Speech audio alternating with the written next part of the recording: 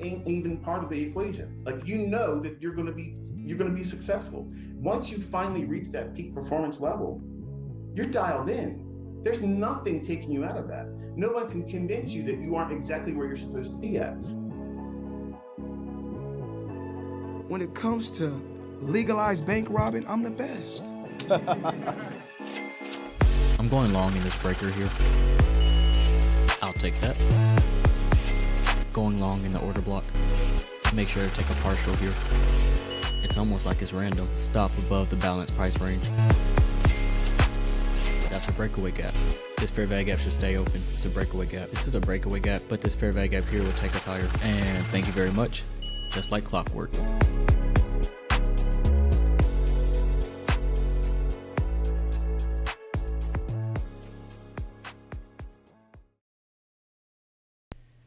Here we go. Yes, sir. We back. Feels good to be back. Let's go. How y'all doing this morning, man? Or afternoon, evening, wherever you at. Let's go. Good morning, good morning. It's gonna be a great morning. Let's go.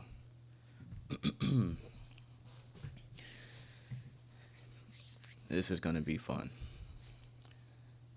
We're gonna have some fun today, man.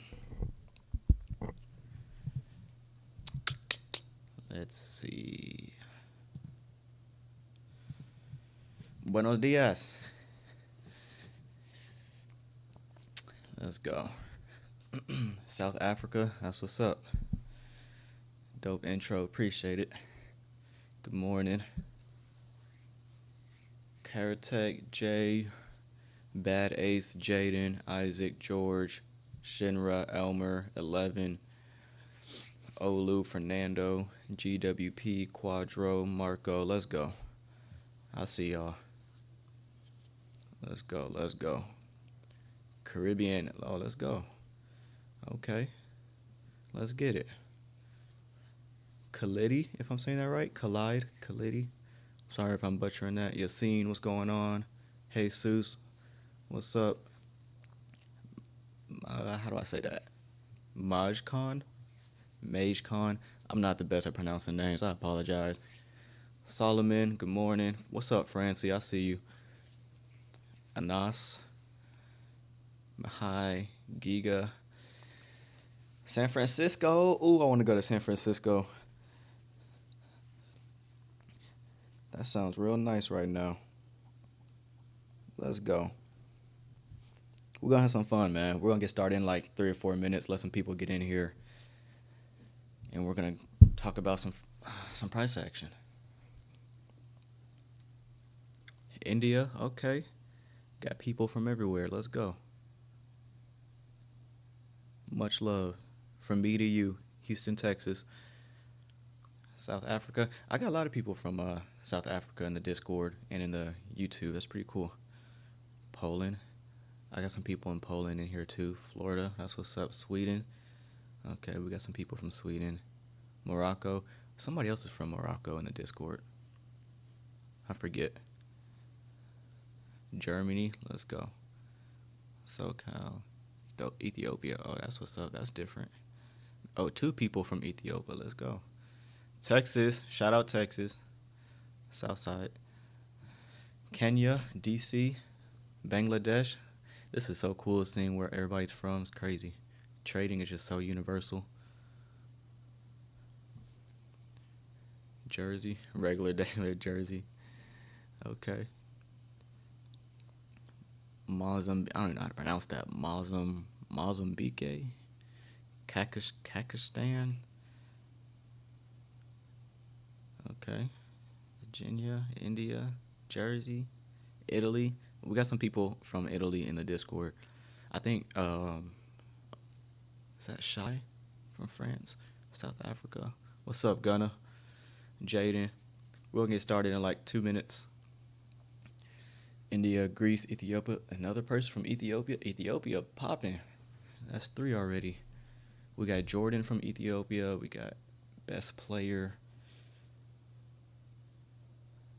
Got Solomon, London, Greece, Morocco, India.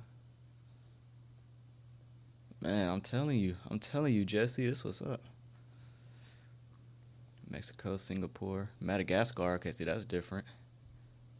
Botswana, Latvia, Virginia. Okay, 2 people from Virginia. All right, man.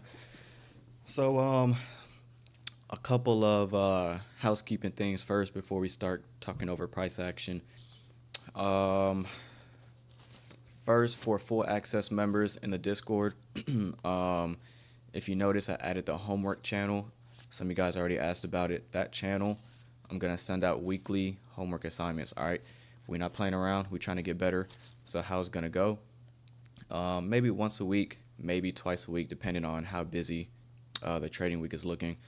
But I'm going to send out an example of what I want to see when you mark up your screenshots. I may send out something like find a breaker setup between 10 and 11 o'clock using a macro, or send me an example of you trading Asia with a fair value gap targeting initial buy size, something like that. And I'll ask for 2 or 3 examples. Send me your screenshots in that channel. I'm going to react to it, check mark, you did it right. If I react to it with an X, you did something wrong, and I'll probably leave a comment or 2 on how you can fix that. So homework assignment, first one will probably be like Thursday. So be on the lookout for that.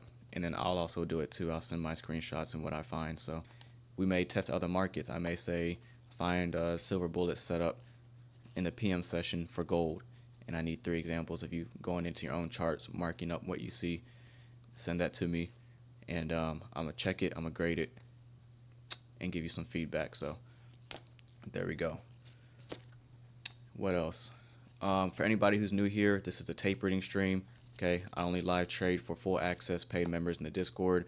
So this is a tape reading stream. As you can see, I'm not logged into my broker. No buttons will be pressed. Okay, I only do that for people with access in the Discord. Speaking of Discord, I should probably have that link pulled up because I know everybody's going to ask, where's the Discord? I don't see the link.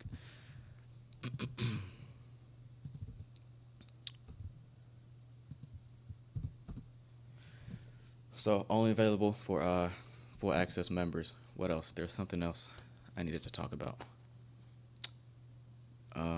Philippines, Jacksonville, okay, Florida, San Diego, Romania, Botswana. I don't know how to say that. Botswana. I see it. Nigeria, Philippines.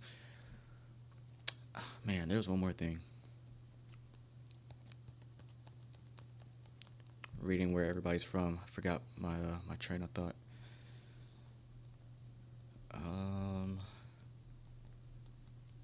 Screw it. Whatever. It'll come back to me.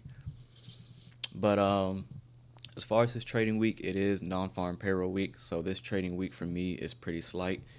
Obviously, Monday was a bank holiday, Labor Day here in the States. I don't trade Mondays anyway, so that was a no-trade day for me either way. Reason why I'm not trading today, even though it's Tuesday, I don't trade the day after a bank holiday.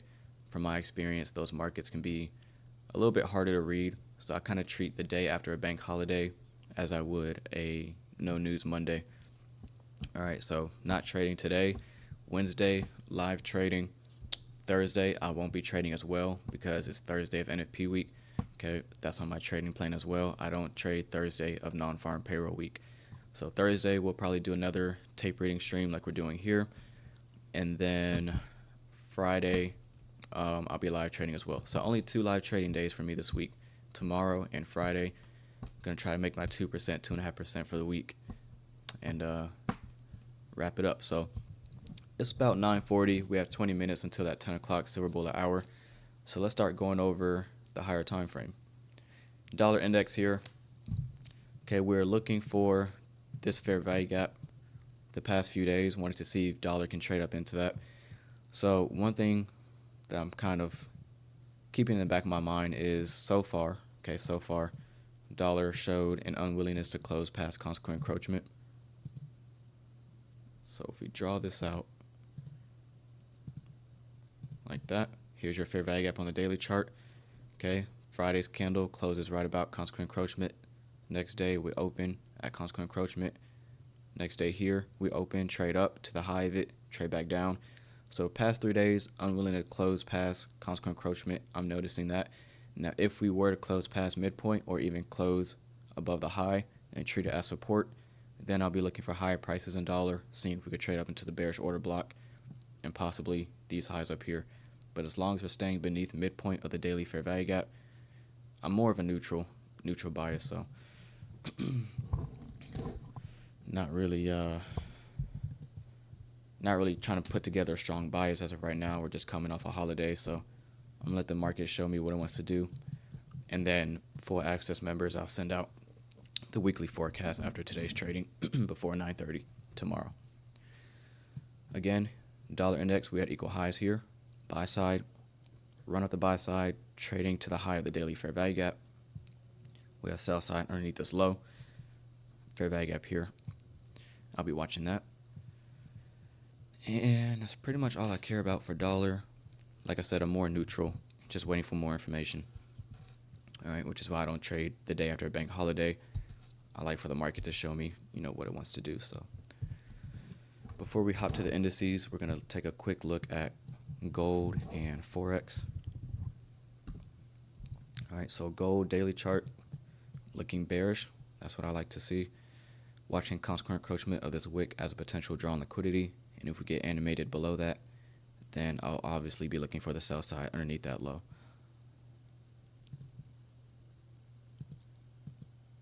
So consequent encroachment 477,785. So that's my draw on liquidity. Excuse me, for gold.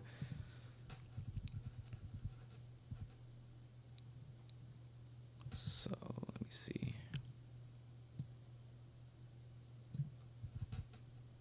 Four seven seven seven eight five.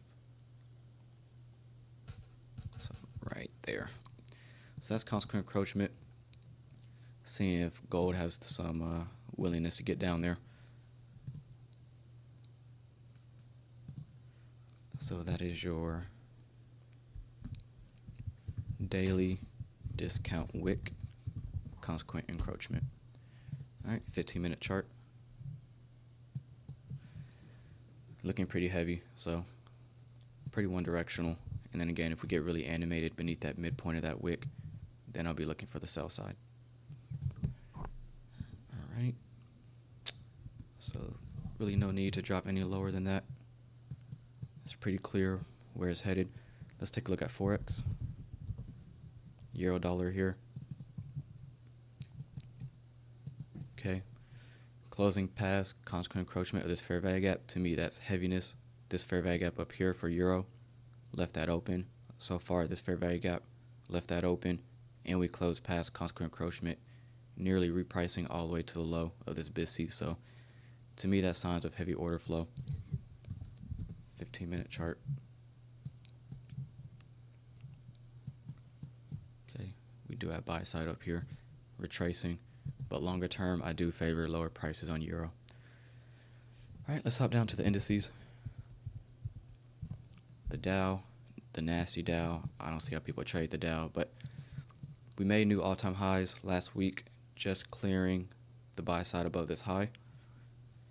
Getting a retracement. If we get through this down close candle, more specifically consequent encroachment of this wick, then for Dow, I'll favor the sell side underneath that low and the sell side underneath this low, and looking for a repricing in this fair value gap here.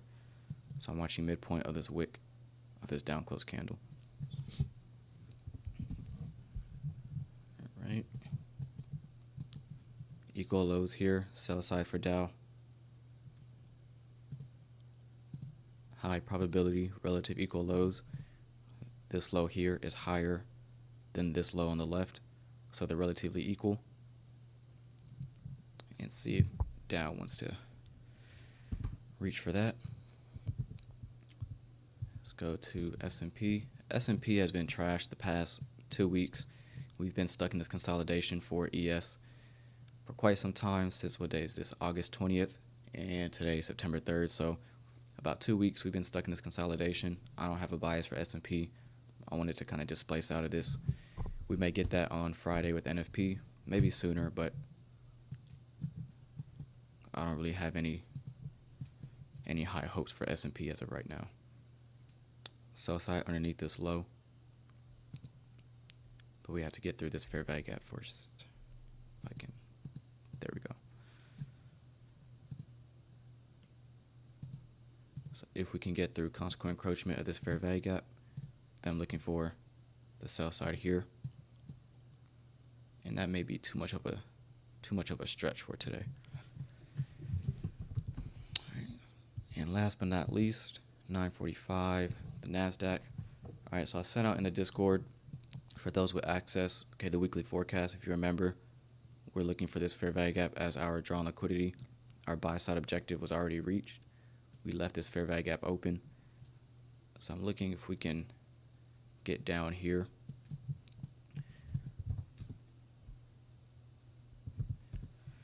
New day opening gap. Between that candle's close, this candle's open. That's a pretty large new day opening gap. Gonna draw that out on my chart. Definitely want to see Nasdaq try to get down there. And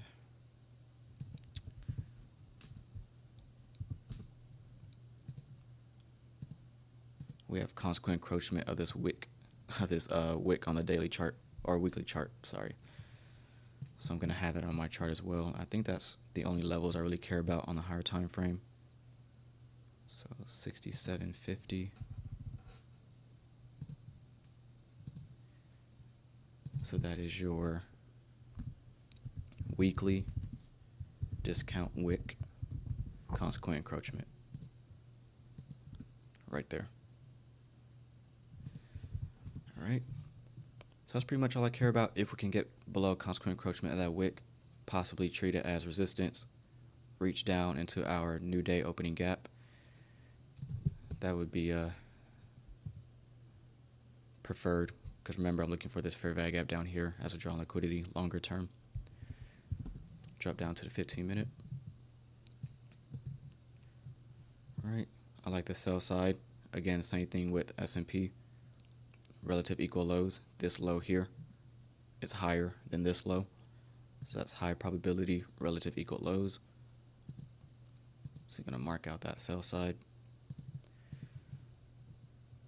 All right, 5-minute chart. Get our midnight opening price.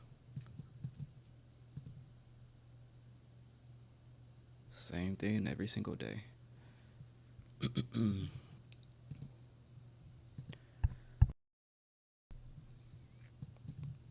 All right, so notice what we did. We opened at midnight, rallied up, clearing out the buy side above this high, break lower, breakaway fair value gap. Fair value gap staying open, signs of heaviness, bearish order flow, working this fair value gap here, breaking lower, fair value gap, breaking lower, trading into consequent encroachment of that wick on the weekly chart.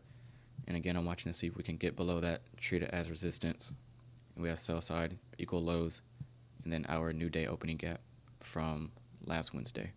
So we're going to sit tight here on the 5-minute chart. I'll answer a few questions, and then we'll hop on the 1-minute chart at about 9:55-ish during that 10 a.m. macro. Let's go. Feeling good. Happy Tuesday, man. Let's go. September. It's my birthday month. Feeling good. Feeling really good. Able to make money in London. That's what's up. Why not use a Discord? The Discord link, it's not available in every single country. I can't do anything about it. So I know some people that like the link that I have pinned in the chat room. I don't know which countries don't allow it, but it's out of my control. From London, okay. September 12th, what? My birthday's September 12th. That's what's up. Birthday twin, let's go. Happy early birthday, Rebecca. Yeah, I'm September 12th.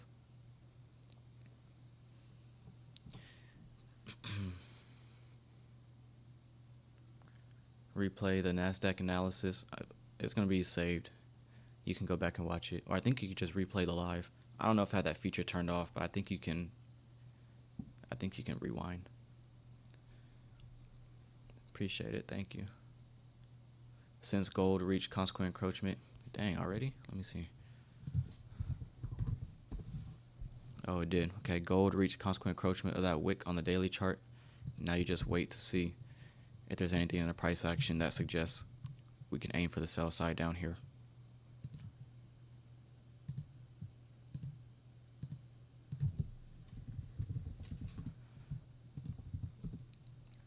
So if we stay heavy, then I'll be looking for the sell side, which it looks like we are at the moment. Again, I want to see euro dollar start looking heavy. If Nasdaq is looking bearish, gold looking bearish, Dow, S&P all looking heavy, I want to see Forex kind of showing the same thing, which means I also want to see dollar index show some kind of bullishness.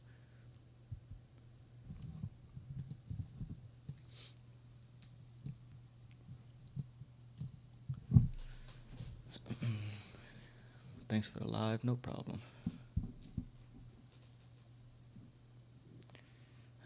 ICT said after a holiday, don't do anything. Absolutely, which is why I'm not trading today. If you're in the Discord, if you see my trading plan, it's listed on my trading plan on the days that I don't trade. It says day after a bank holiday. The day after a bank holiday, I don't trade. It's just usually a harder market to read, so I just wait for the next day.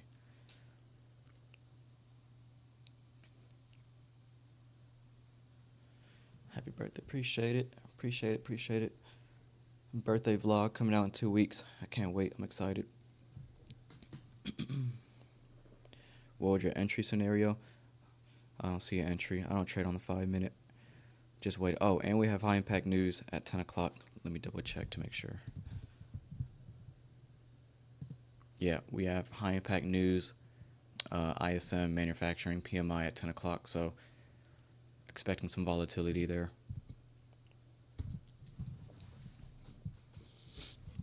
When should we change the contract month? When open interest is higher in the next contract month. Just go on Google, type in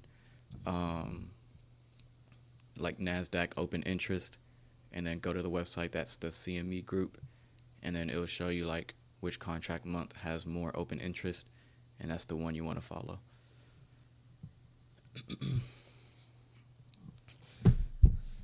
Yes, I use regular trading hour gaps, only really to see where we open. I don't use the opening range gap as much for like targets or anything, but I do use it as insight. So if I'm looking for shorts and I see us open higher at 9:30, then we open at a premium, which is just more confluence for me to look for shorts. So, okay, well, this is a perfect example. On the daily chart, okay, first we're looking for relative equal lows here, and we're looking for that new day opening gap, which is this gray shaded region here.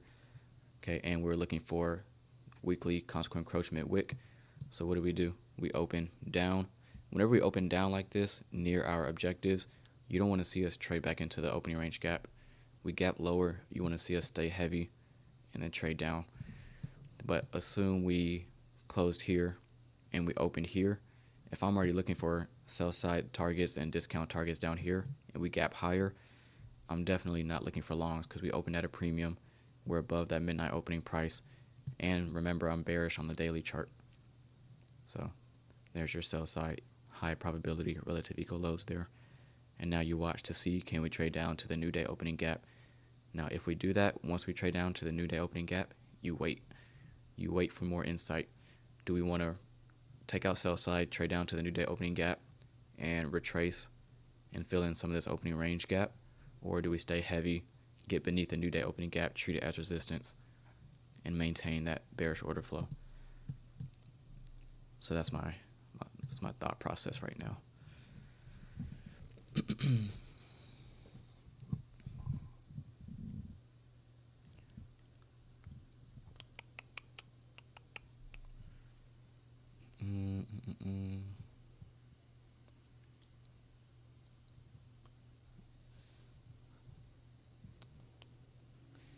You know that window 11 problem with Discord? I don't know. Not sure. Deco. Alright, so news coming out in about 4 minutes, 30 seconds.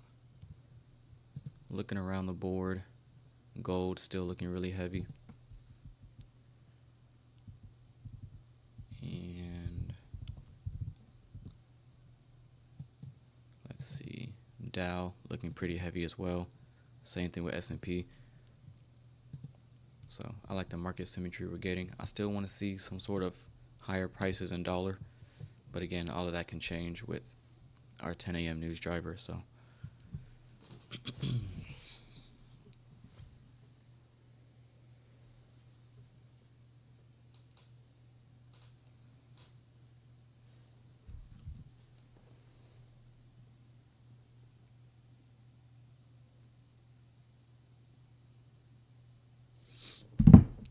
let's go.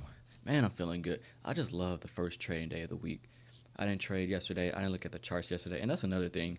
I was surprised to see how many people were like trading yesterday, even just like looking at the charts.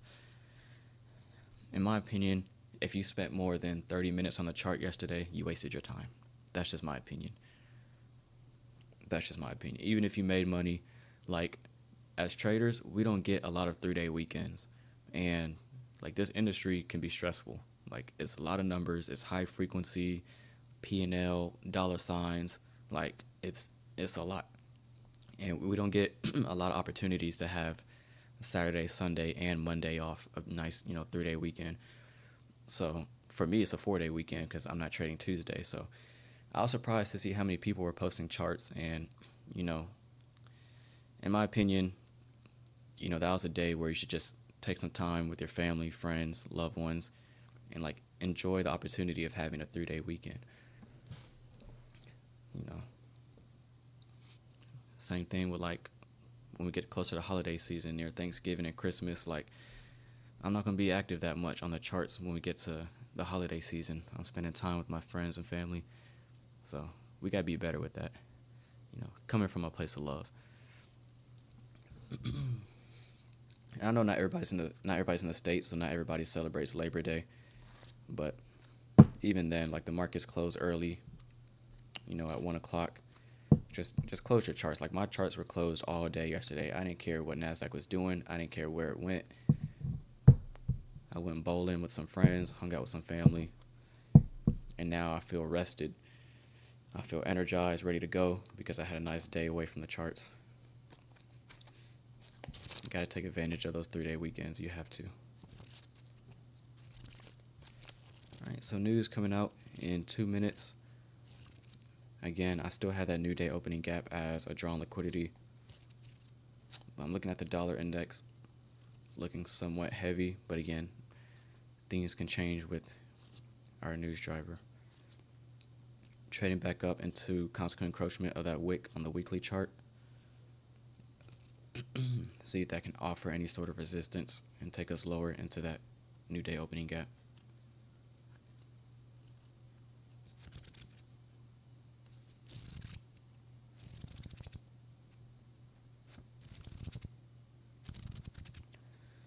Just type in YouTube ICT new week opening gap. He'll show you how to draw it.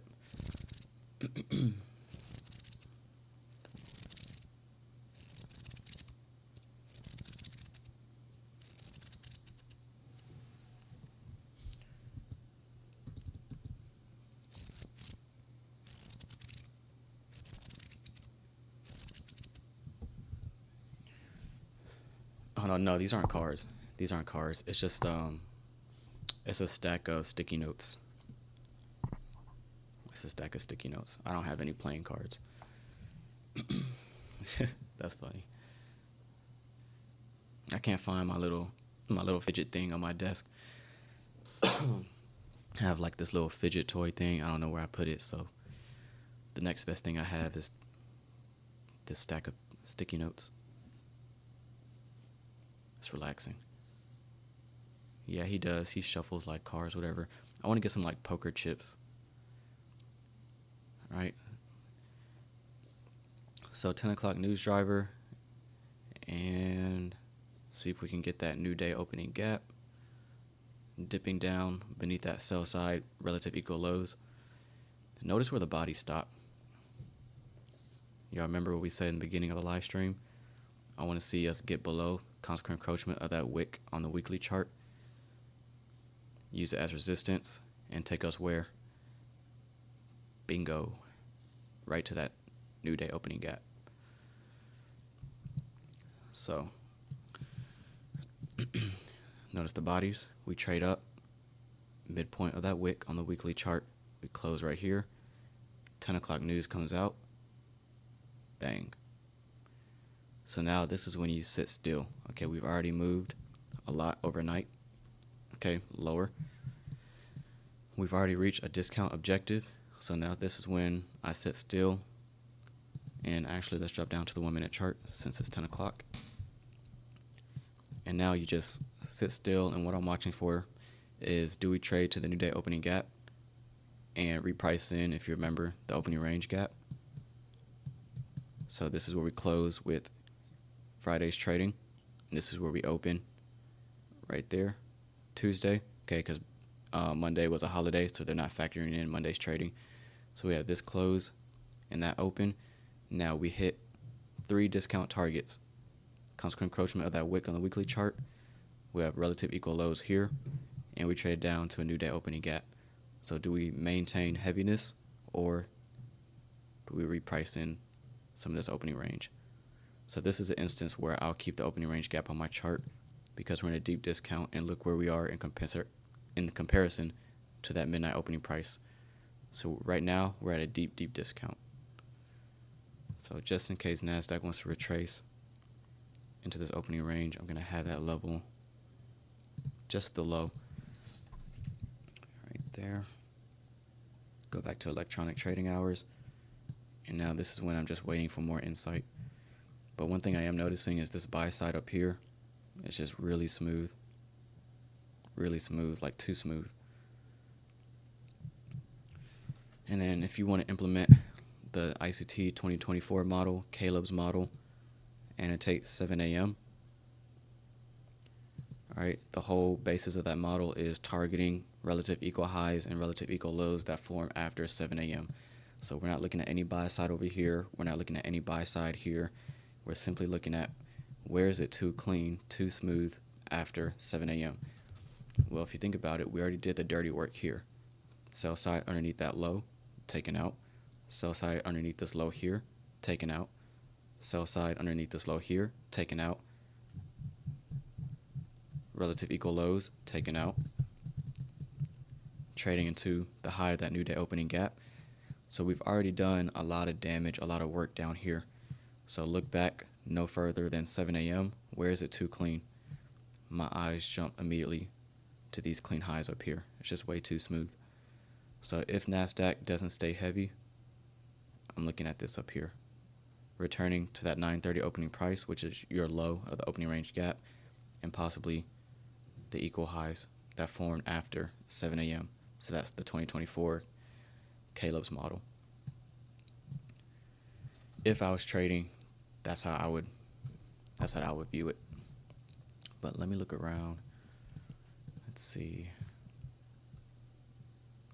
Ooh, look at the Dow. Dow and S&P looking really heavy. Here's the Dow. So remember, I was looking for a sell side, but in order to get to that sell side, we have to get beneath this fair value gap because it's also a balanced price range. 10 o'clock news driver blows right through it. Or this is S&P. I said the Dow. I apologize. Here's the Dow. Okay, remember, consequent encroachment of that wick. Or sell side. What sell side is that? Oh, right here. Equal lows for the Dow. Okay, that's high probability sell side liquidity. What makes it high probability is because this low is higher than this low. So they're relatively equal. So stay tuned for that. Dollar index. Remember, I still have like a neutral bias on dollar. Pretty much just consolidating. And now I want to see what Nasdaq wants to do. This is fun. What's up, Andy? Nah, you didn't really miss much, except us calling the direction for gold, Nasdaq, Dow, and S&P. All short-term targets hit from the daily chart. So do you use the dollar index, S&P, others? Yes. Like I have a separate monitor, and on my monitor I have the euro dollar, I have gold, I have S&P, I have Dow, and I have the dollar index pulled up on my separate monitor. and I just try to get a read for what ICT calls market breadth. So I'm just trying to get a feel of like how heavy is the market, not just Nasdaq, but Euro, gold, other markets. So like if Nasdaq is selling off pretty heavy, but S&P is looking bullish, Dow is just consolidating, gold is looking then in my opinion, Nasdaq's sell-off isn't really as bearish as I would like.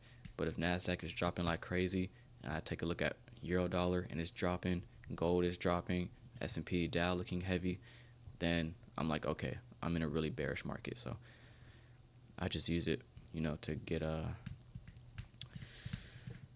better read on market breadth in a market analysis. Yeah, exactly.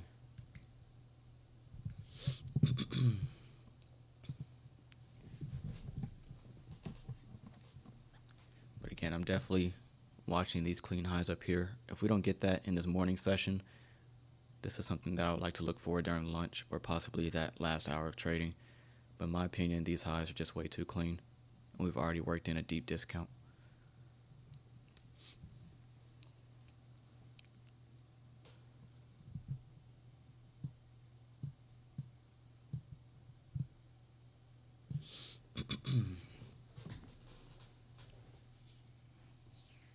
We expanded a lot in London. Camille, we have a consolidation. I'm expecting a choppy market either way because we're coming off a bank holiday. So you combine coming off a bank holiday with a pretty large expansion during London, that just sounds like a bunch of low probability, if you ask me. Just grab full access. Let's go, Tito. Let's go. Yeah, we're going to be getting better. Love it.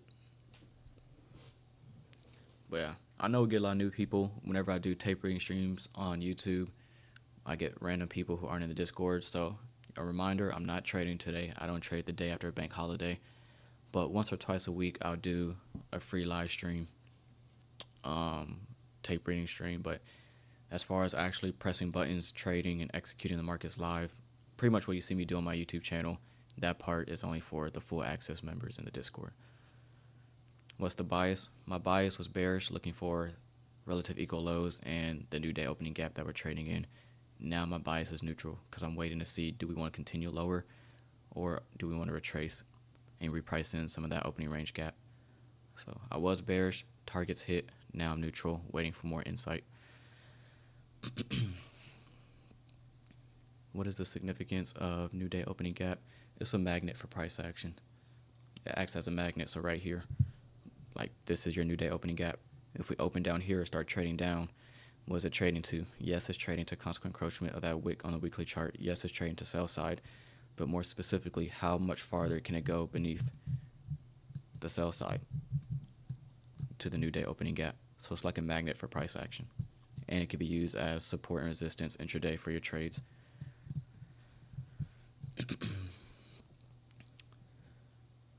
New week opening gap. What if it's Sunday? Yes, new week opening gap. Difference between Friday's closing price and Sunday's open at 6 p.m. But ICT has a video on it. It's not long. It's like 8 minutes about new week opening gaps and new day opening gaps. Are you a charter student?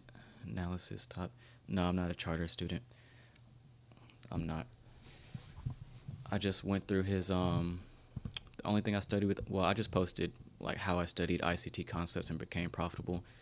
So far as my most watched video, that's pretty much all I studied from what I've shown in that video. The 2023 playlist is what got me profitable. So that's why when people ask me like, what should I study? What should I study? Where should I start? Speaking from personal experience, the 2023 playlist is because that's what got me profitable. That's what like I ran with. And it worked for me, so I tell people, go with the 2023 playlist. If you don't know how to read price action, but if you need like a model, like if you already have a decent understanding of price action, you just need a model, then that's when you can watch like the 2022 playlist or like the silver bullet video. But at the end of the day, like it doesn't matter which playlist you watch. Anything that ICT posts can make you money. Like, that's something you have to remember. It doesn't matter. 2022 playlist, 2023, 2024, it doesn't matter. if it's on his YouTube channel, you can make money with it. So it's not about the playlist or like what you're watching. It's about how you're watching it. If you're just sitting in bed eating potato chips, not taking notes, and you're just binge watching his 2022 playlist, you're not going to make any money. But if you're taking notes, going into your own charts, annotating, adding text, talking about, you know, what you see in the chart, then you can do that for the 2022 playlist or the 2023 playlist. You can do that for the core content, and you're going to make money. So it's not about what you're studying, it's how you're studying it. Oh, that's, man, I feel good. I sound like a 60-year-old dude with all this wisdom. You're speaking so softly. I mean, that's just me. I'm not like, you know. You have to turn your volume up when you're watching my videos because I don't do a whole bunch of yelling and all the extra stuff, so you have to turn your speakers all the way up. But the audio should be fine. I'm looking at it right now. Oh, okay, yeah. You just have to turn your volume up. I can't really do anything on my end. It's pretty much as loud as I can make it without it like cutting out from being too loud.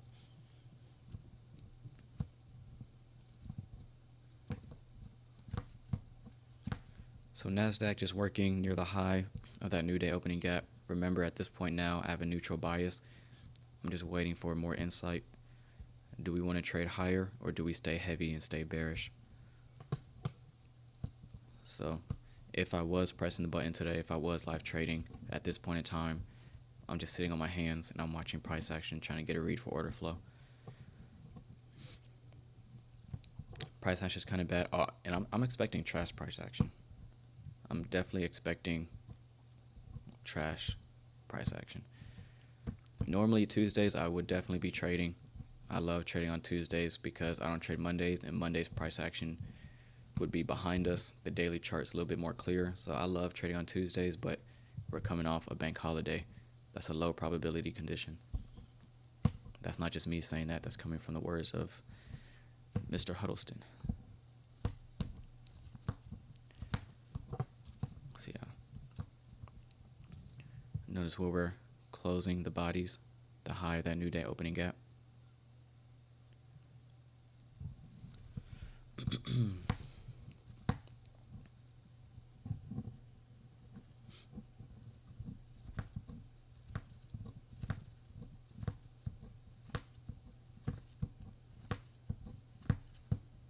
I guess these flashcards do sound like, not flashcards, these sticky notes do sound like a deck of cards, but I don't even know how to shuffle, so.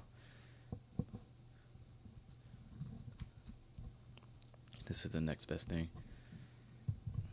Yeah, the volume is fine for some people. It's just, you just have to turn your volume up.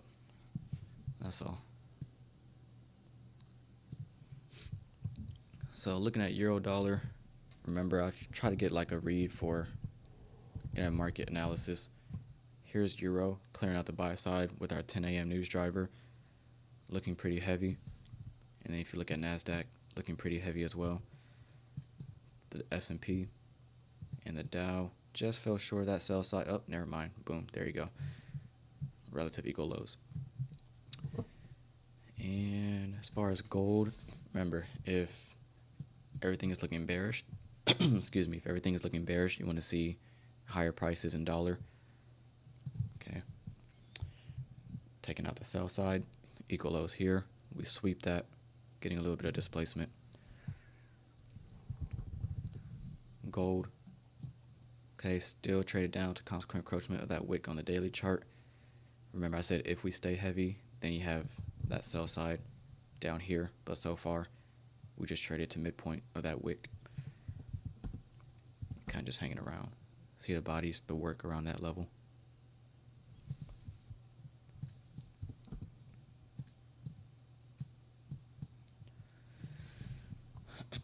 Actually clears your throat, bro. I don't have my water. I have no water, actually. I just drank my last bottle. Clears just, I'm just clearing my throat. I don't, like, that's funny. Play basketball? Yeah, I play basketball. I'll whip anybody, just saying. I'll play anybody one-on-one. I actually have my highlights on this YouTube channel, but it's unlisted because I used to post like all my high school highlights and my college highlights on this same channel. Like, I didn't make a new channel just for trading content. I just hid all the basketball videos and my highlights and all that, and I just started posting day trading content. So yeah, but I played D3 college basketball. I'm 22. I turned 23 September 12th. 23 September 12th, so in 9 days. Basketball's not trading, I know. But basketball and trading have a lot in common as far as, you know, mindset, discipline, and all that. Basketball highlights for full access members. That's funny. That's funny. Maybe I'll share the link. That's funny.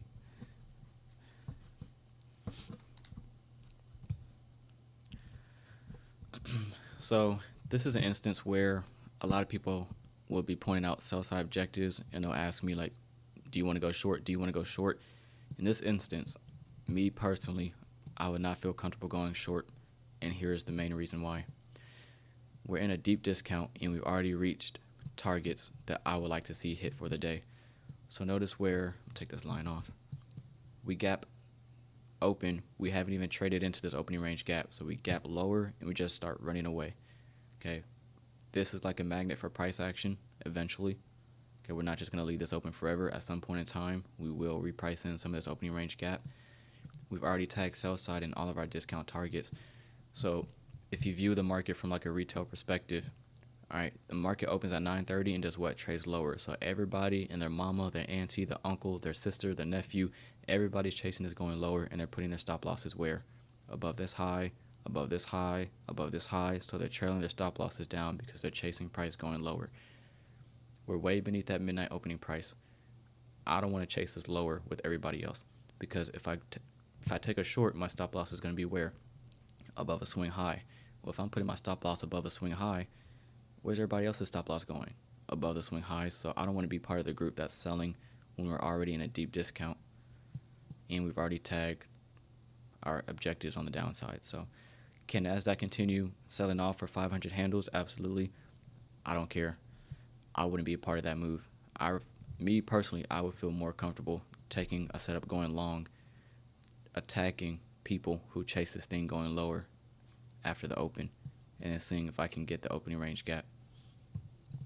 Not saying that that's going to happen, not saying that that needs to happen, but that's what I would prefer to happen. But if Nasdaq just continues to sell off, if Nasdaq continues to just work lower, then no trade. It's that simple.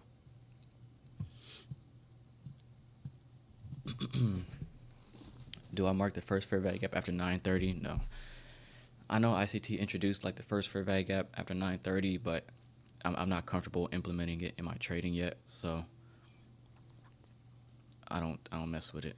And that's another thing. I got a few comments, like some people in the video that I posted, they said like, why are you still studying if you're profitable? Like, aren't you gonna chop yourself up and like confuse yourself?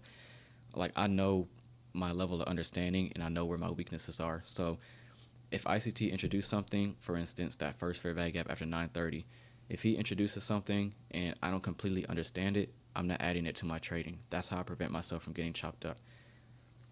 So like, I make a note of it, I write it down in my notes, and I may back test it, you know, a little bit, but you know how ICT is, like he holds stuff back, like he'll introduce something, but he won't introduce the whole thing. So it's like, he's not just gonna throw something in there and then, you know, I'm just gonna add it to my trading right away. Like if I don't fully understand it, then I'm not gonna add it to my trading. So I know about the first fair value gap after 9:30. He even talked about like the first PD array that forms at the first of every month and stuff like that. Most people, they'll be quick to throw that on the chart, but if I don't fully understand it, then I'm not even gonna mess with it until he touches on it, you know, a little bit more. So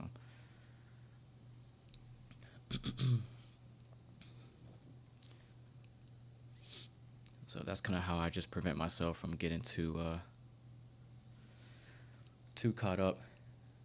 But I can see like if you're brand new and you try to like implement every single thing he's introducing, you could definitely confuse yourself and it'll get like overwhelming. But I know my limits. I know my limits. Just thinking out loud, but thinking higher time frame, drawing liquidity will be reaching previous NFP Friday high. I'm bearish on the daily chart, but I'm not perfect. I could be wrong. I sent this out last week, but on the daily chart, I'm looking for this fair value gap down here. And if you look at it, like we've had consecutive, what is this? I don't know, like 10 consecutive green days. Like a lot of one directional buy side delivery. So it's reasonable to expect a retracement, offer some sell side. And this fair value gap down here has my focus. So, but in order to reach this fair value gap, we have to get through this new day opening gap and underneath that sell side. If we do that, then I'm confident we're going to reach our objective down here. So I'm bearish as of right now, but you know, anything can change.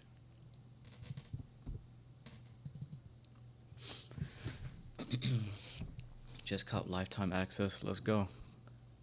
Khalid. I hope I'm saying your name right. Khalid. If I'm butchering that, I apologize, but let's go. I love lifetime members because the whole reason why I added the whole lifetime thing is like I want y'all to stay in the Discord. Like the subscription model is cool, but the lifetime is like is one and done. Like I plan on having this Discord for years, like years, decades. I don't see the Discord going anywhere. I want to stay on YouTube for a while, so lifetime member is just like you locked in. And I may raise the prices, you know, who knows. If I get really lethal with this and I'm just doing like crazy numbers, I may have to up my price. So get it while you can. And it's 2024 recent live. Yeah, even ICT doesn't use everything. Like, if you're going through the 2024 playlist, just don't throw every single thing in your trading. Like, it's fine to backtest it, journal it, but if you try to implement everything, you're going to chop yourself up. You can make more than enough money with the 2022 model or the silver bullet model, and you don't even have to know about the first fair value gap after 9:30, or you don't even have to know about new week opening gaps. You could just trade that model and be consistently profitable. It's just, you know, how crazy precise do you want to get? And for me, it's like if my win rate isn't like in the upper 90s, like if I don't have at least like a 92% win rate, then I still got work to do. So, you know, that's just me though. That's just me.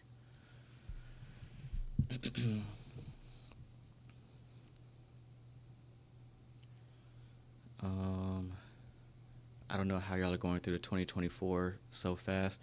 I'm behind too, bro. I think, what is he on, like lecture 17 or something? I just finished lecture 11 yesterday. So I think I'm on lecture 12. But yeah, but just take your time. As long as like TradingView can still go back to access that 1 minute data, then you'll be fine.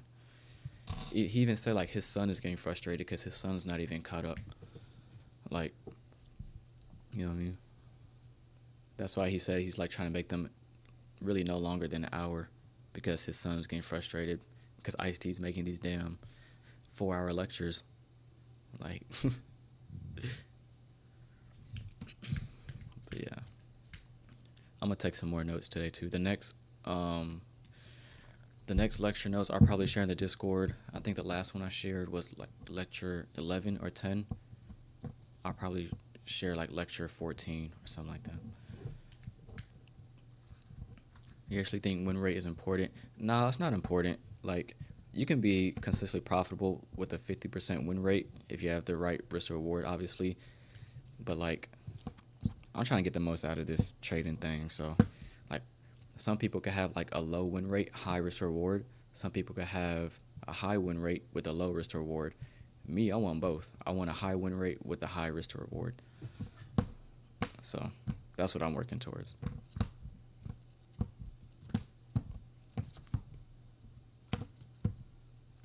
But yeah, exactly.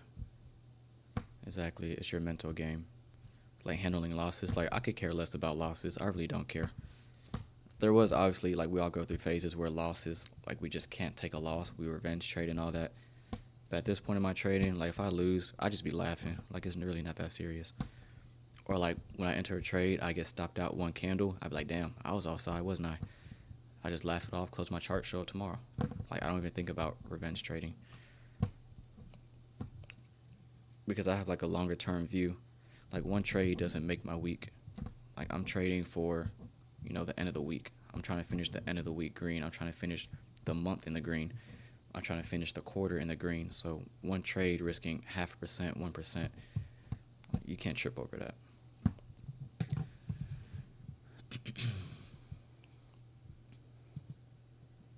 All right, so far we're working in the upper quadrant of that new day opening gap. So I have consequent encroachment highlighted here. Now, if we start to run away without reaching consequent encroachment of that new day opening gap, to me that signs a bullish order flow, because price didn't even have a willingness to get down to midpoint. So if you get quadrants from that high to that low of the new day opening gap and split it in 4 quarters, boom.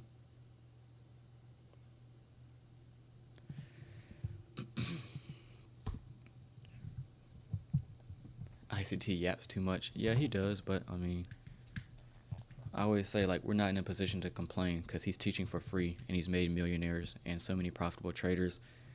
So, like, he's not obligated to get straight to the point. Now, if he was charging money and all that, then I would be like, all right, come on, like, you're talking too much, like, get to it, I'm paying you. But he's doing all of this for free, so he can make the live streams 8 hours long if he wants to, and he has every right to do that. So you gotta respect the man.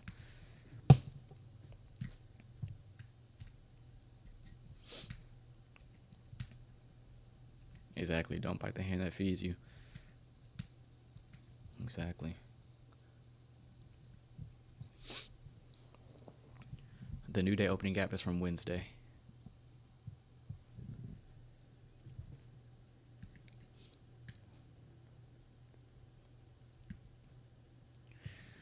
So far, as of right now, getting the price action I was expecting the day after bank holiday, which is kind of slow, kind of lethargic.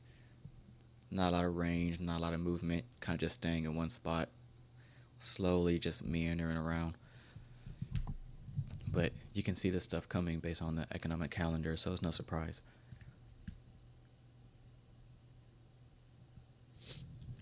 What's your strategy to journaling or note-taking? Watch my video, ZZZ. When you screenshot it, PDF.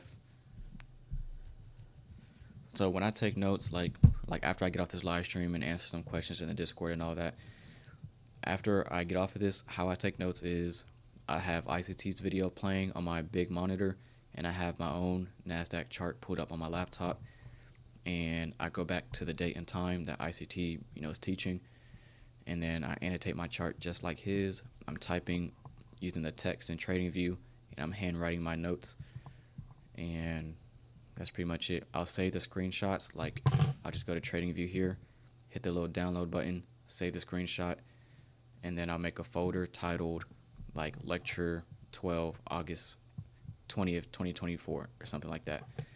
And then I'll save that folder on a flash drive and I'll upload it to Google Drive.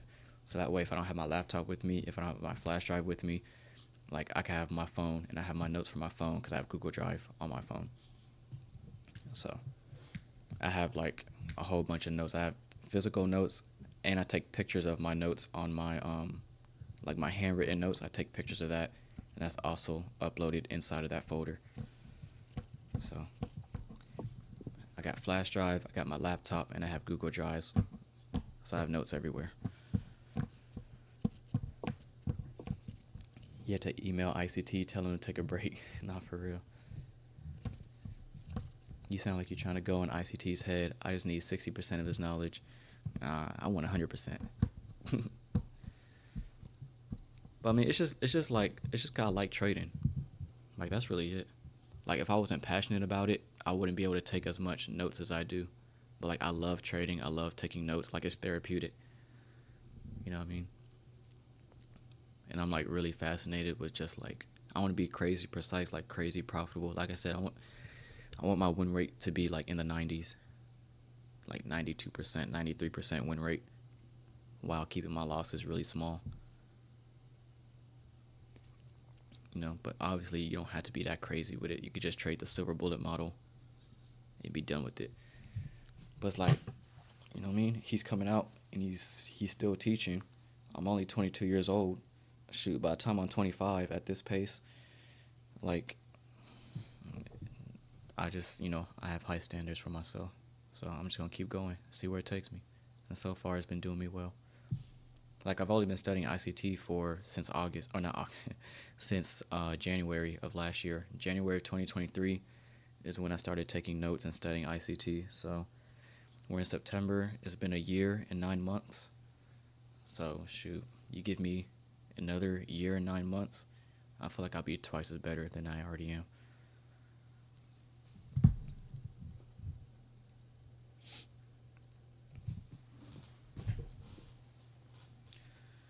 All right, Nasdaq, consequent encroachment of that new day opening gap right there. Again, me personally, I'm not interested in chasing anything going lower. We've already moved lower a lot. If Nasdaq wants to sell off 1,000 handles, I'll just let it. I'm not interested in chasing it. 92% is crazy. Only if you say it's crazy. Only if you say it's crazy. It's all in your mind. It's only crazy until somebody does it. And there's people out there with 90% win rates. It's a few of them, but, why not? Why not chase it? And if you fall short of that, it's like, okay, let's say your win rate's not 90%, 92%. Let's say you don't reach that threshold, but your win date, let's say your win rate is 87%. Is that failure? Hell no. Okay, let's say you're aiming for an 85% win rate, and you just fall short. You're only winning 80% of your trades. Is that failure? Nope. So it's like, I'm setting the bar high, and there's no way I could fail, because if I reach that objective, I'm doing crazy numbers. If I just fall short, I'm falling short in the 85% range. So shoot for the stars, baby. Why not? Okay. ICT, I can trade. I thought you said I can't trade. I was going to kick you out of here. Do I trade full time? Yes. I'm going to talk about that in the vlog because I wasn't planning on it. It kind of just happened, and it's been working out. So God's timing couldn't have been any more perfect.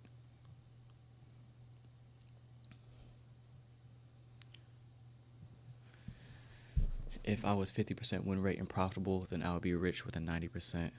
I want it all. I don't want a little money. Yeah, that's what I'm saying. Like, if trading has the potential to make you a multi-millionaire, then that's what I want. That's what I want. I'm trying to get the most out of this. Because, like, why wouldn't you? I mean, there's nothing wrong, obviously. Like, some people, they want to work their jobs and still trade on the side. And, like, you know what I mean?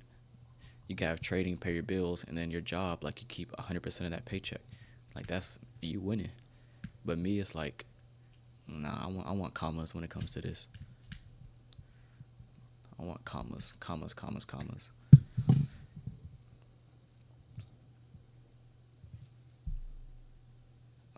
If GBP goes bullish, what do you say? I don't really look at pound. Which macro do you believe has offered you better opportunities? Well, there's macros every hour, so every hour that I trade. So I trade 10 to 11 o'clock. So there's a macro 9:50 to 10:10, and there's a macro 10:50 to 11:10. So any hour that I'm trading, the macros are helpful. So I'm watching this fair value gap. Do we leave the upper half open? Okay, if we do that, that's signs of heavy bearish order flow. But if we reprice and completely overlap this fair value gap, to me that says that Nasdaq isn't as heavy as I may want it. But again, I don't want to trade a day like this anyway, coming off a bank holiday.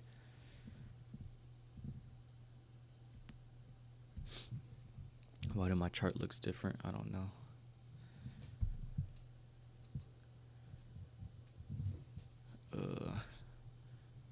I just scroll up. ICT set the first fair value gap after 931. Yeah. Do I only trade NQ? Yes. I used to trade S&P, but it moves too slow, so I switched to the Nasdaq. You pay for XF? Nah, you don't need Forex replay. A lot of people use Forex replay, And I don't know how it works. I don't know if like you have to pay money for it, but if they make you pay for it, then that's definitely a waste of money, in my opinion. Like TradingView's replay platform is really enough. But even then, like you don't even need the replay feature. Like this is all when I backtest, this is all I do. I throw on my little indicator to outline 10 o'clock to 11 o'clock, and I just look at the price action. I scroll, same thing for this day. 10 o'clock to 11 o'clock, I'll go to a daily chart, 15 minute, 5 minute, 1 minute, and I take key levels, and I take what I see, and then boom, scroll over. 10 o'clock to 11 o'clock, I'll go to daily chart, 15, 5, 1 minute, get my key levels. What do I see in price action? Okay, this price action is trash. Why is it trash? Look at the economic calendar, save that on a flash drive, boom, next day. And I just do that. So you don't really need FX replay. It's fancy and it looks cool and like all that, but especially if they're charging money for it, for me it's like just use TradingView. Just use TradingView.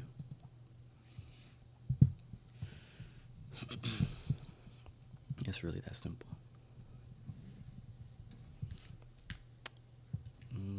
Do we really need a 90% rate to be profitable? No, absolutely not. You could be profitable with a 20% win rate, but you have to have a crazy risk to reward.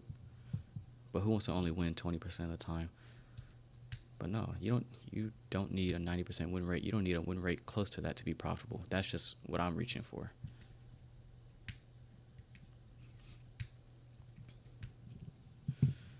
Are you like 6% a month? How long it took you? I aim for 8 to 10% a month, which is 2 to 2.5% a week.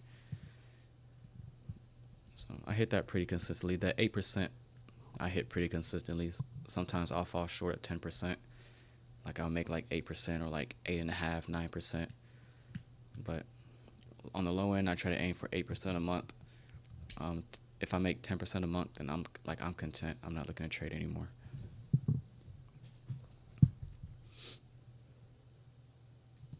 So working around consequent encroachment, again, I'm watching this fair value gap. Do we stay heavy and leave the upper half open? If we do that, then I'm watching for repricing down to the low. Again, this is nice because I am bearish on the daily chart. Okay, so I am looking for sell side underneath this low. I am looking for this fair value gap on the daily chart as a drawn liquidity. So I like what we're getting, but as far as the time of day which is occurring, like if I didn't get in short anywhere in here, I'm not interested in selling all the way down here. So I like the fact we're going lower. I just don't like taking an entry when we're already this expanded on the day. But yeah.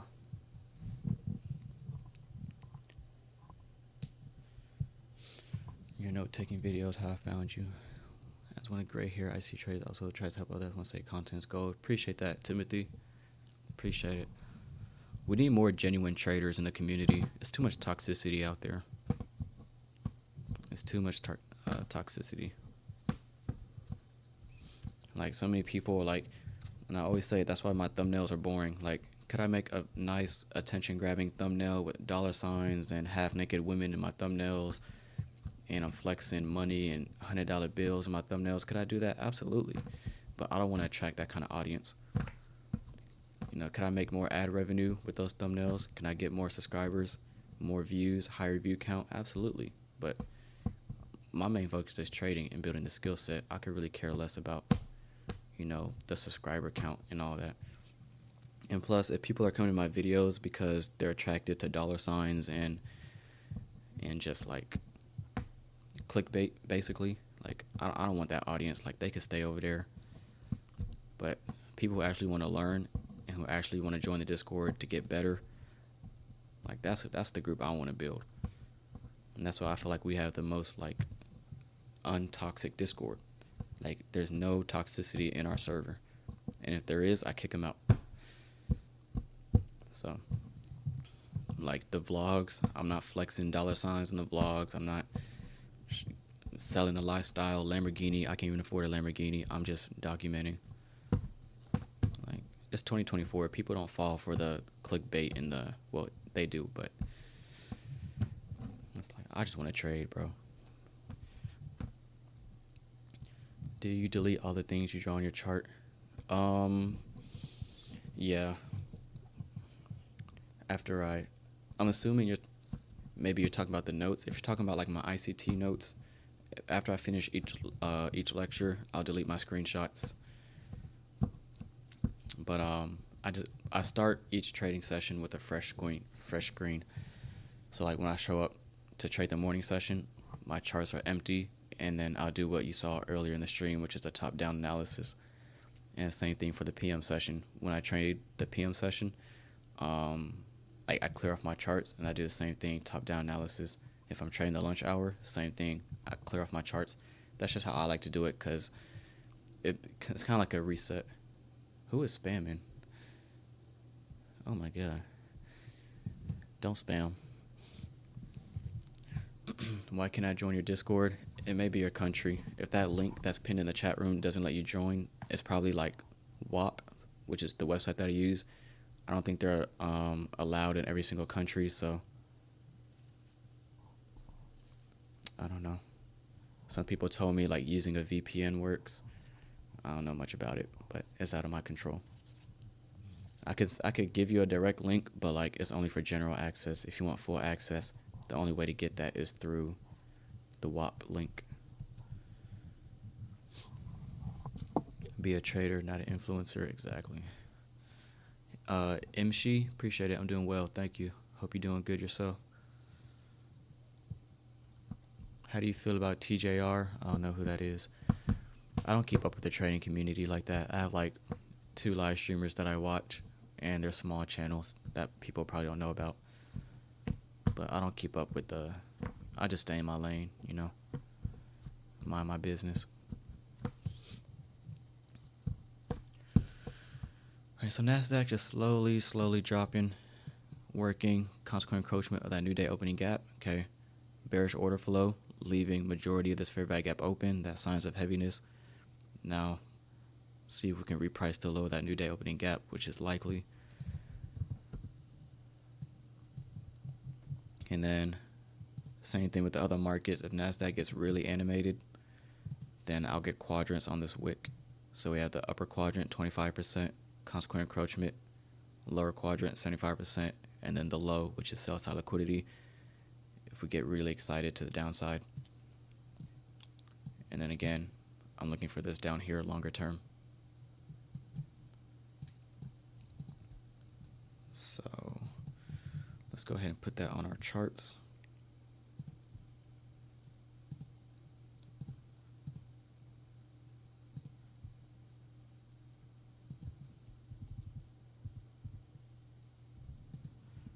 Right there.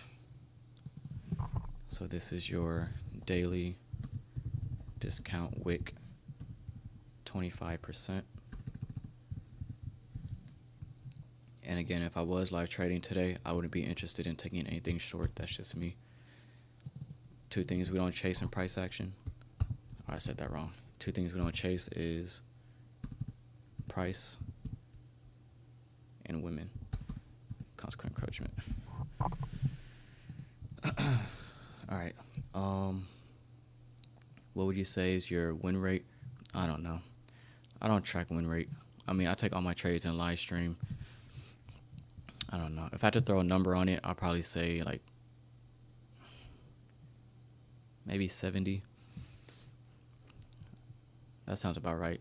I probably lose, yeah, around 30% of the time. Yeah. But I really don't track it. Like if I take 10 trades, I feel like on average I could win about 6 or 7. And then, yeah, those 3 or 4 would probably be losses. But those would be like small losses. And I have a lot of break-even trades too, as far as like managing my stop.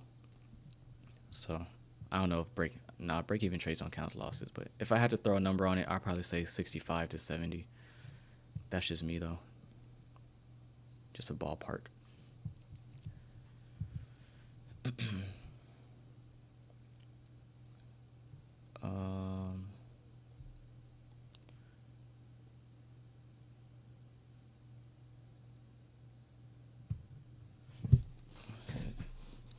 New day opening gap, just the separation hour gap trade in between 5 p.m. and 6 p.m. And it should be right. and make sure you're on the right contract.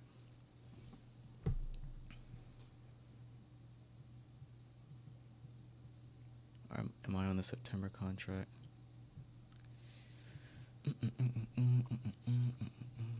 Yes, I'm on the September contract month, NQU2024.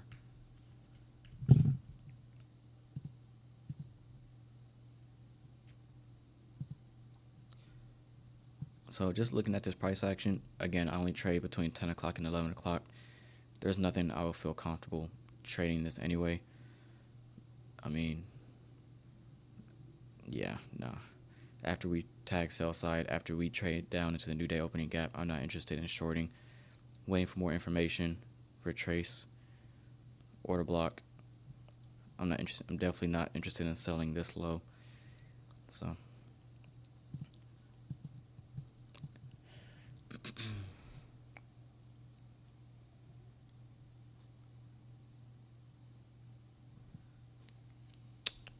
am I live trading now? Today I'm not live trading. I'm not trading at all, but I trade live funds and a little top step combine or whatever, which I passed it last week, but I made more than what was allowed in a day, so I had to make a little extra, which is fine. But everybody knows that I'm team personal funds all day, every day.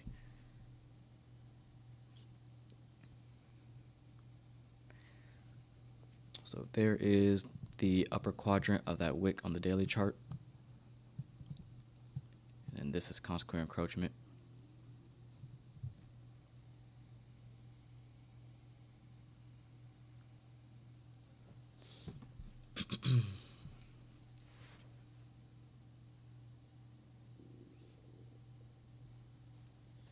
How do you deal with analysis paralysis?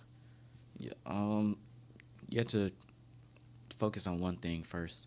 Like, if you're still new and you're not profitable yet, your focus should be on one thing, one model, one setup, one PD array. Your focus should be on one thing. But like, once you get to a point where you're profitable and you know what you're looking for and you're consistently profitable, then you can start looking at other stuff because you know it's not going to throw you off. So like we talked about what ICT introduced a couple weeks ago, which was like the first fair value gap after 9:30. If you're not profitable, you're going to be slapping on that first fair value gap after 9:30, and that's like all you're going to pay attention to because he just introduced it. Like, you know, you're going to trip yourself up. But like, if you know what you're looking for, then you can throw that fair value gap on your chart and it's not really going to throw you off. But analysis paralysis, just focus on one thing. Like, who cares what ICT introduced? Don't worry about all the other PD arrays and new stuff he's adding. Focus on one thing, focus on mastering that one thing, that one PD array, and then just grow and slowly, if you want to, slowly add other stuff down.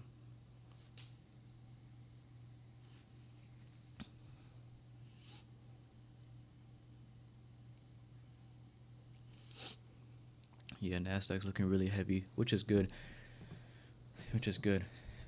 We wanted lower prices on the daily chart, so this is good. I didn't know we were going to get this all today, but it's nice to see it pan out as we expected it to.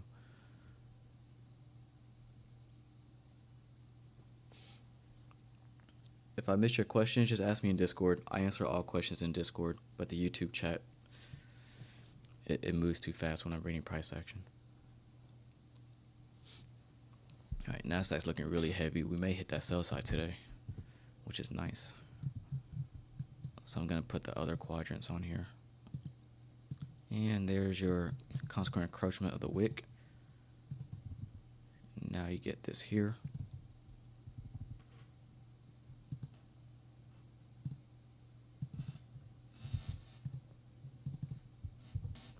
So this is your 75%, aka lower quadrant. And then if we get through that, obviously you have the sell side underneath that low. See the bodies? Bodies stopping on the dime right at midpoint of that wick on the daily chart.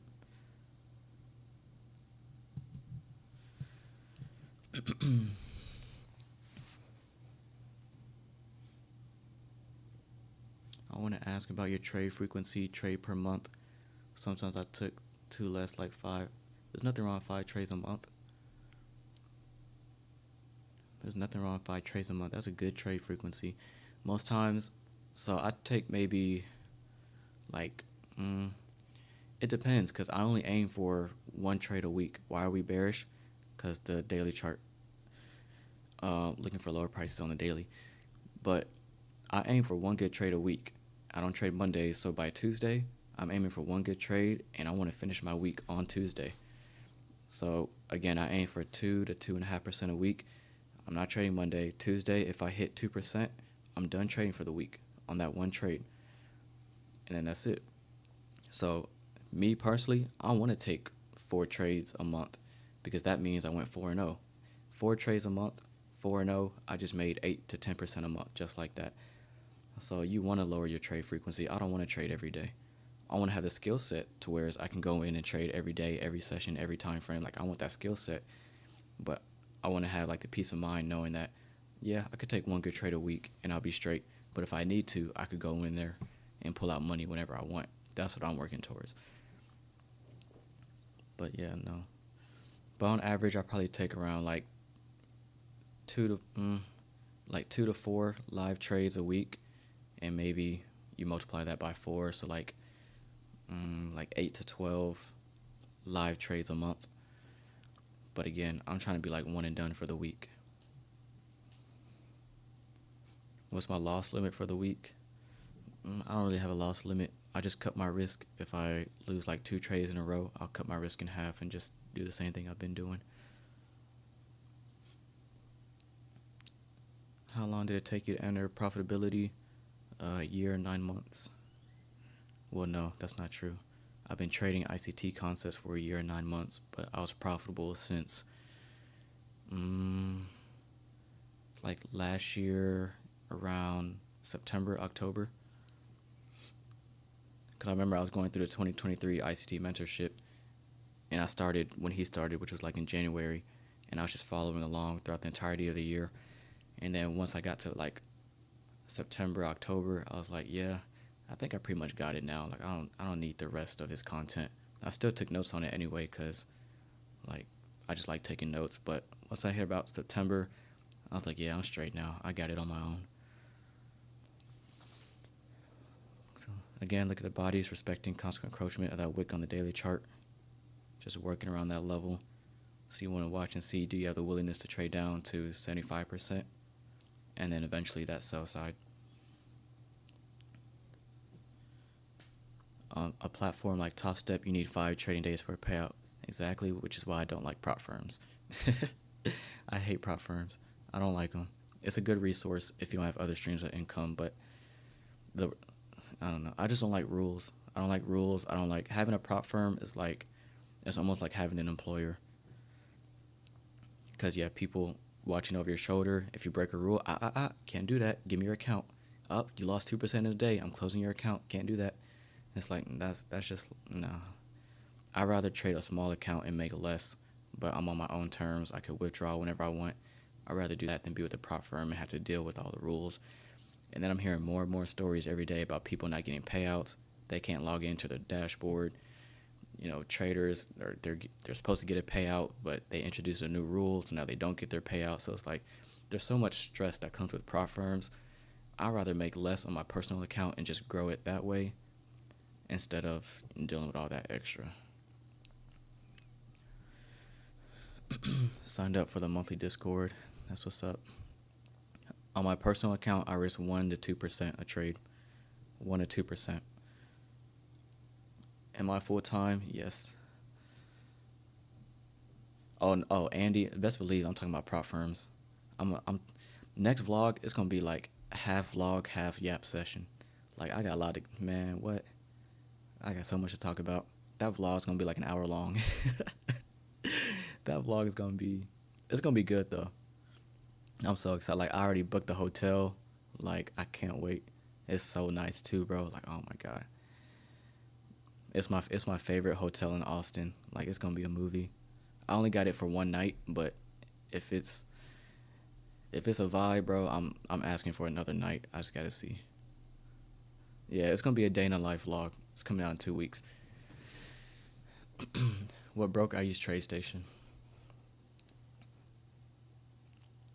After 30 days of 200, then you could take it out. See, it's like, anybody got time for that? Like, after 30 days of making at least 200, then I could take out all the money that I made. That's too much.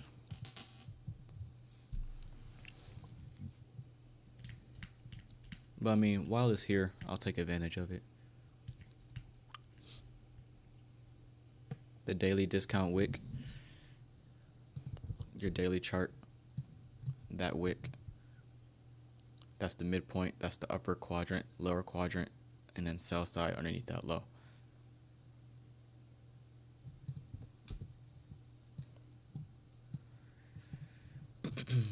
Am I invited? Yeah, pull up.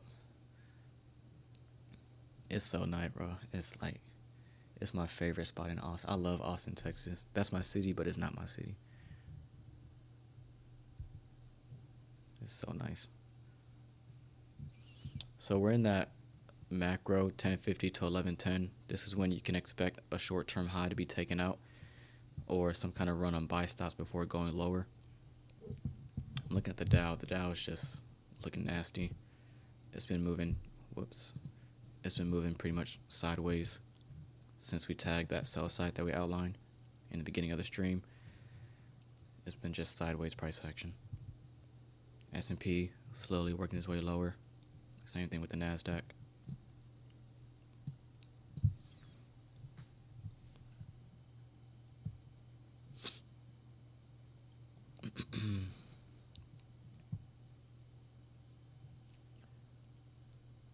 I use TradeStation. TradeStation is my broker.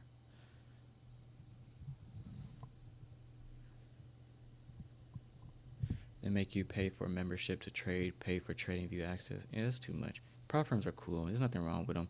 Like I said, if that's your only stream of income, like, go for it. But like, there's a billion ways to make money. Like I say it all the time. ICT didn't come up with prop firms, and he's freaking like loaded. So like, if ICT didn't come up with a prop firm and he's teaching you how to make money, I'm gonna listen to him. I'm gonna focus on the skill set, so that way I don't need a prop firm.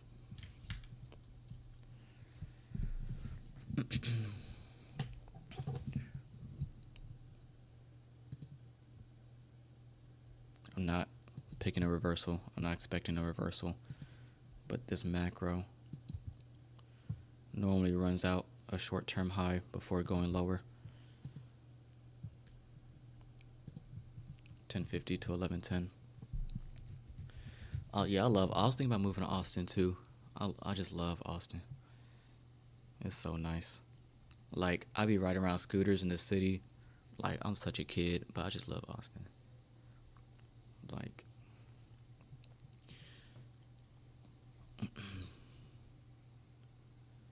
at this 23 age, how can you manage 6-digit equity to trade without a prop? How can you manage 6-digit equity to trade without a prop firm? 6-digit equity. I'm not sure what you're trying to ask. I'm tape reading today because I don't trade the day after a bank holiday. We're just coming off of Labor Day here in the States. So obviously I don't trade on bank holidays, and I don't trade the day after. So tomorrow, Wednesday, would be my first live trading day, and that live stream is obviously only for the full access members in the Discord. Limited access.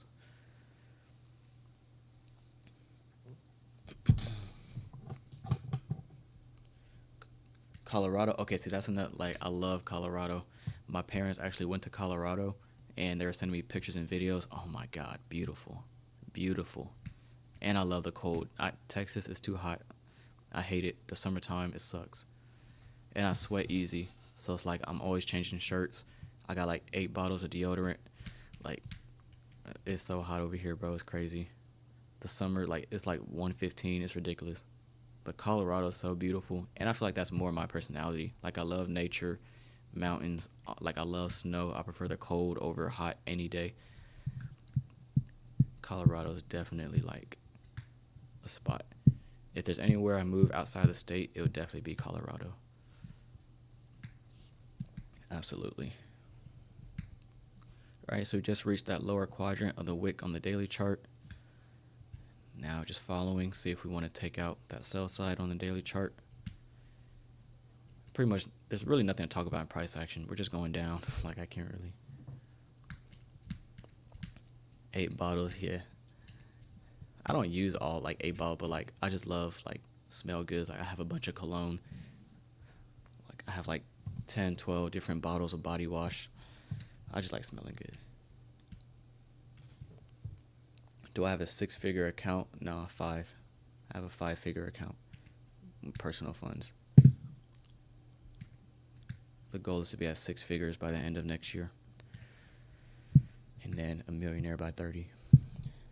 I used to stay in Denver.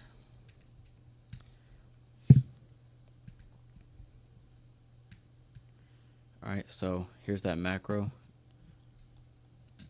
Tends to provide a retracement or run on buy stops before going lower. So I still like the idea of us possibly reaching for the sell side.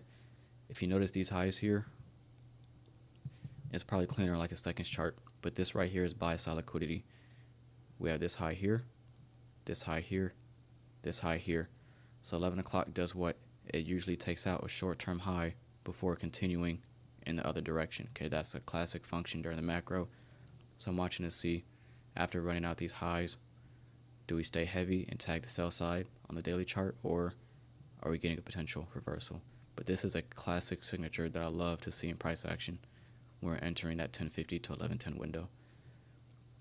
So I want to see if we can reach that sell side down here now that we knocked out. Because think about it. Traders, they're trailing their stop losses, right?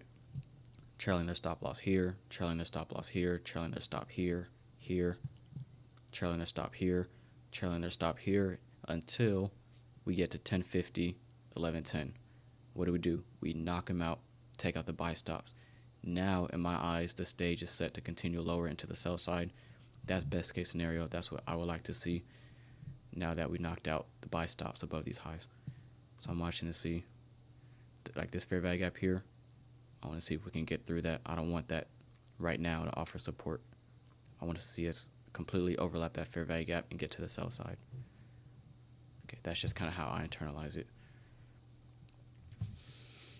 I was bullish today. How could I switch my bias when I'm wrong? It's just experience. You can risk more on personal account, 5 to 10%. Hell no. There's no way I'm risking 10% on a trade. I don't care if my win rate is 90%, 95%. I would never risk 10% a trade. No, sir. I'd rather go to Vegas.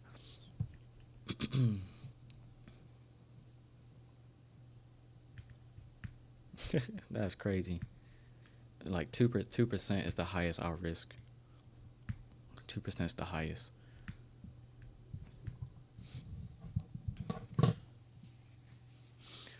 How much money are you averaging a week? Enough to pay the bills. Enough to pay the bills. It's raining down in Houston. Yeah, I'm in Houston right now. It's sunny. It's just been cloudy. Like, we've been getting a little bit of rain, but I'm looking outside right now. It's pretty decent. But yeah, the weather has been kind of cloudy and all that. All right, see you, Callaway. See you in the live stream.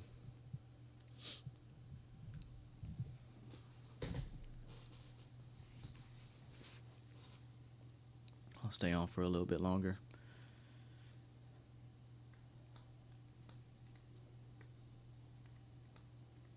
All right, Barry, see you. Live trading tomorrow. Really only tomorrow and Friday. Those are only 2 days I'm trading. Yeah, if you're interested in being in the trading live streams, okay, obviously this is a tape reading stream. If you want to be a live streams where I'm actually pressing buttons and explaining my stop, explaining my take profit and all that, I don't recommend copying my trades. It's not a trade copying service. The whole point of the live streams and me showing my trades is so that you can grow in your understanding of price action and kind of just look at the market through my eyes when I'm trading. So am I trading Asia? Maybe. I don't know what I'm doing tonight. If I'm out and about, then no, but I'll see if I could pull out a quick $150 in Asia. All right, Brazy, see you.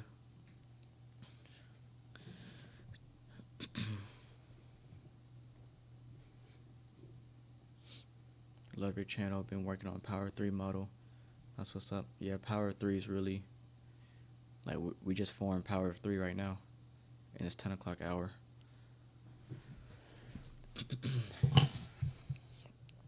We talk about this in the webinars all the time.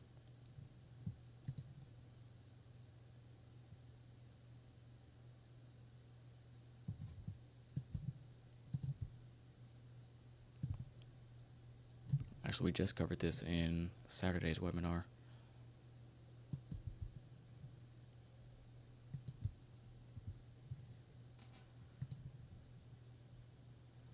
And we closed at 11 o'clock. Oh, my chart looks busy.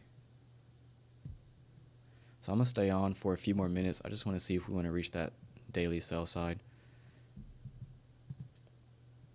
just for the completeness sake. But Power 3 during the silver bullet hour, we open at 10 o'clock here, trade up, trade down, closing near the low formed between 10 o'clock and 11 o'clock. So that's your Power 3. And again, we weren't looking for higher prices. I preferred higher prices simply because we've already moved so much lower. But as far as daily order flow, remember we're looking for this fair value gap down here on the daily chart.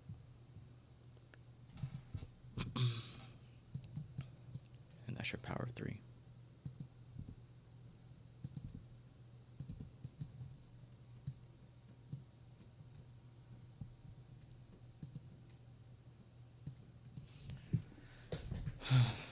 Is your Discord free? There's a free option, but it's limited access. All right, see you, Andy.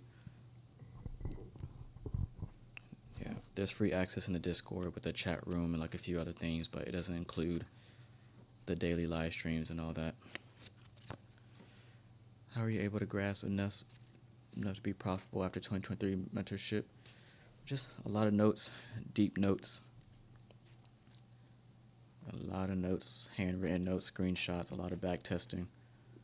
That's really it. And just trusting everything that ICT says. If he says don't do this, then I'm not doing it. If ICT says do this, do that, then I'm doing it. So like listening to the man with wisdom and getting out of my own way. That's really it.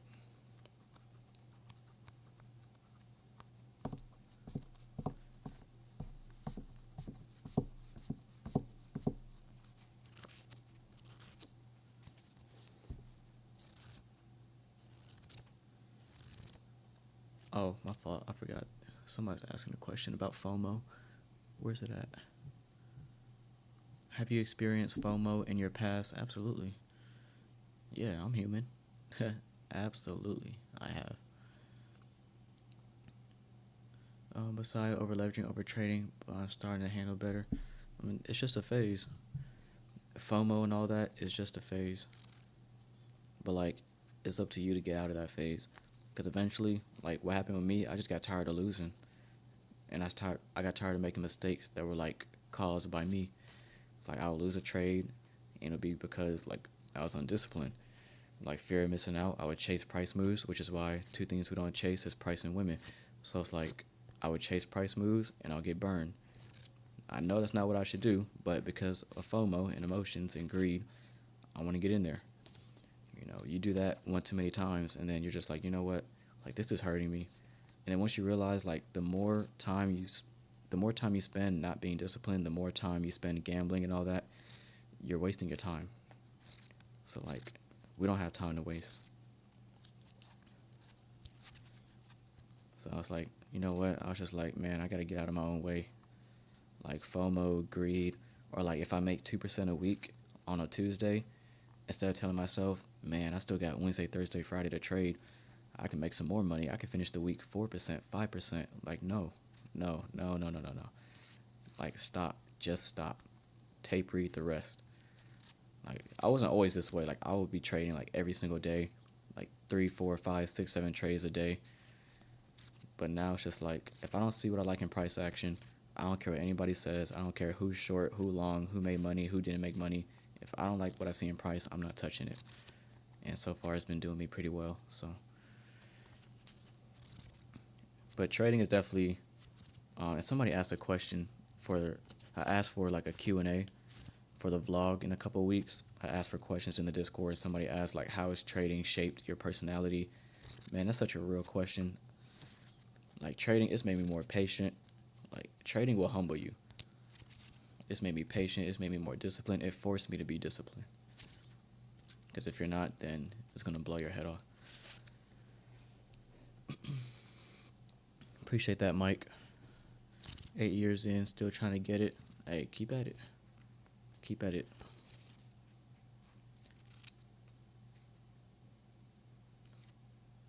Tell me why I added a contract. It made my take profit less percent.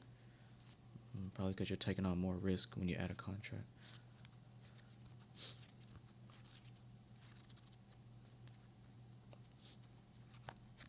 I'll stay on for maybe like 10 more minutes. I really want that daily sell side just for the completeness sake. But again, that 1050 to 1110 macro, that typically brings a retracement or reversal. So we literally got that reversal right at 11 o'clock on the dime. So, all right, Trade Elite, see you, bro. I'll stay on to like 11:20.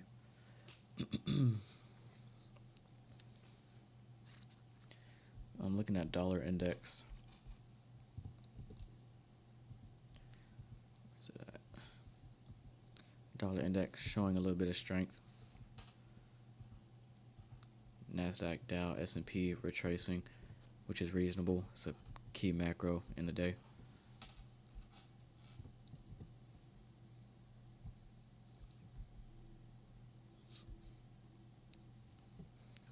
How about PM session? No, I'm not interested in the PM session. Where it's the day after a bank holiday. We could have the cleanest price action the market has ever seen later in this PM, and I would not care. I'm not trading until tomorrow.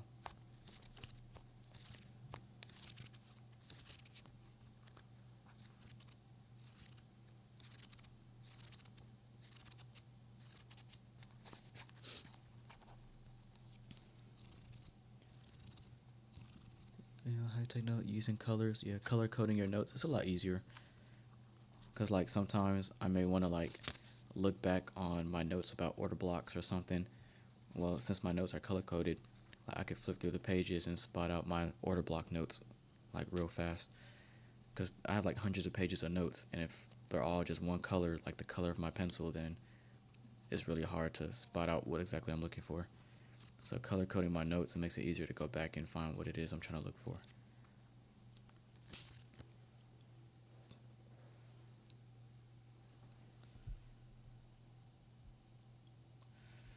No, I'm not looking at any order blocks or anything. Nasdaq is about to trade inside of a potential. We're trading inside of a 5-minute fair value gap right now, close to a 15-minute fair value gap. But I still like that daily sell side as an objective.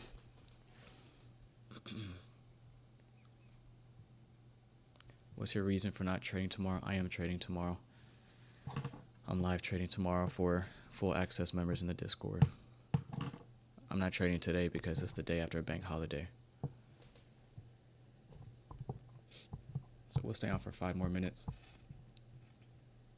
If we don't tag that daily low at about 19,140, if we don't tag that during the stream, just know when I log off, I'm still looking for that level.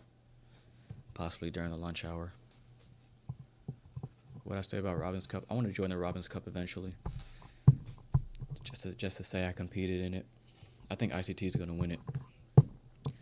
But as for me, I want to do the Robin's Cup. Maybe next year or 2026. That's what's up, Eaton Redman. Glad to have you in there. I'll be chatting it up with y'all on the Discord a little bit after this, and then I'm posting a video about the Asian session in probably like an hour. So once I chat it up with y'all in Discord, I'm sure there's a lot of questions in there. Every time I get off these live streams, I open up the Discord and there's like 10 people asking questions. Like they at my little username. It's pretty funny. But yeah. After I handle that in the Discord and post that YouTube video, then I'm gonna log off for a little bit and take some notes from the 2024 playlist. I live stream every trading day, but the Monday tape reading stream is always a free stream. But Tuesday through Friday, that's only for full access paid members. So yeah, Tuesday through Friday I plan on trading. Monday free stream. I'm doing a free stream today because it's the day after a bank holiday. What time do I usually trade Asia? Watch the video I post in about an hour and a half. It'll explain everything. It's a beautiful model that ICT covered in his 2024 playlist. What if today decides to print a beautiful setup? Will you still push the button? Hell no. Nope. I used to do that when I wasn't profitable. Nah, I'm not trading today. I'm not going to trade today. I'm going to be disciplined. Oh, but this setup looks clean. This setup looks real clean. It checks off all the boxes. I'm going to take it. Win or lose, you didn't stay disciplined. If I say I'm not trading, I am not trading. Nasdaq can have the cleanest, one-directional. ICT could come out and say, everybody, buy this fair value gap right here. It's going up. If I said I'm not trading it, I'm not trading it. That discipline is what's got me so far to the point where I'm at. Not saying that I'm all this or that, obviously, but so far it's the discipline that's got me, you know, to this point. If I, you know, if you want to put it that way. Do I trade Forex? I would never touch Forex. I would never touch Forex again a day in my life. Forex, I don't like Forex. I used to trade Forex like years ago when I was trading supply and demand, but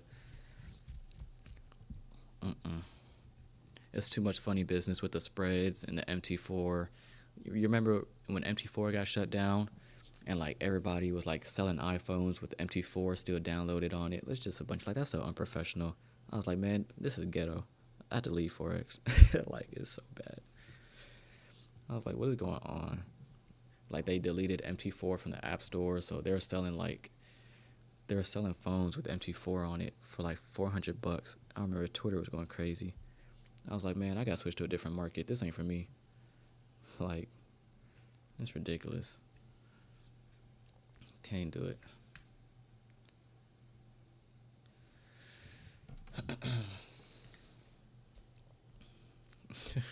That's so unprofessional. Futures is way better. No spread issue. There's none of that. So I want to see if we can get below this swing low. These two down close candles, I don't want to see that offer support. Macro, again, we take out short-term highs. If we're bearish, you want to see the macro take out short-term highs. The way I'm viewing this, we've ran out a whole bunch of buy side. These clean highs here we talked about. This high, higher high, higher high, higher high, higher high. So we've ran on a lot of buy stops, and my focus is still down here at about 19,140, which is that old daily low. That's my draw. But we have to really show some speed underneath this low for that to be possible. When there is 10 a.m. high impact news, when will you likely push the button? When my setup is there. I'm trading Forex, country restrictions. Yeah, that's tough. You got to make it work. I really want to start an account at $20. Don't do that. Don't do that. Don't start an account with $20. There's no point. $20, you can't even trade with $20. As soon as you put a trade on, as soon as you put a trade on, you're gonna blow your account just with the spread.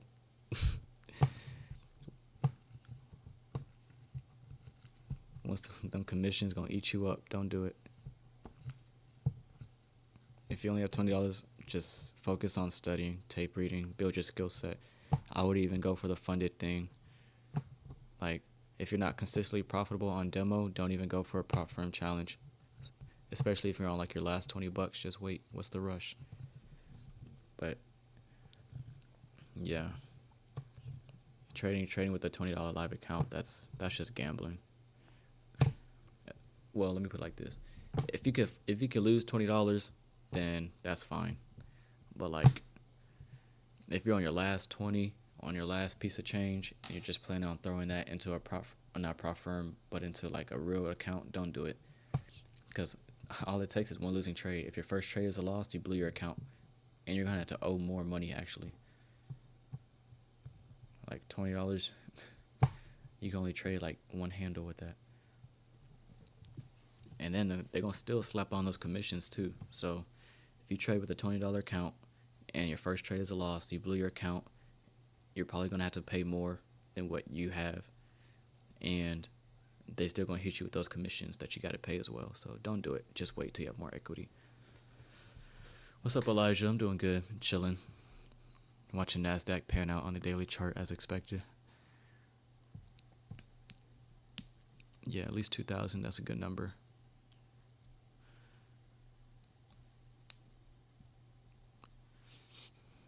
Mm, 2,000 is a decent start, but you can't overtrade. You gotta take like no more than 2 trades a day. What input that helped you get profitable? It's just time. Like, it's really no magic secret or whatever. It's just do the work and get out of your own way and listen to what that 50-year-old man has to say. If he tells you do something, you do it. If he tells you don't do something, then you don't do it. But most people aren't profitable because they can't get out of their own way. They say they're going to follow the rules and they don't. They say, okay, I'm not going to trade today, and they do. So it's like, yeah, listen to good old Uncle ICT, Uncle Huddleston.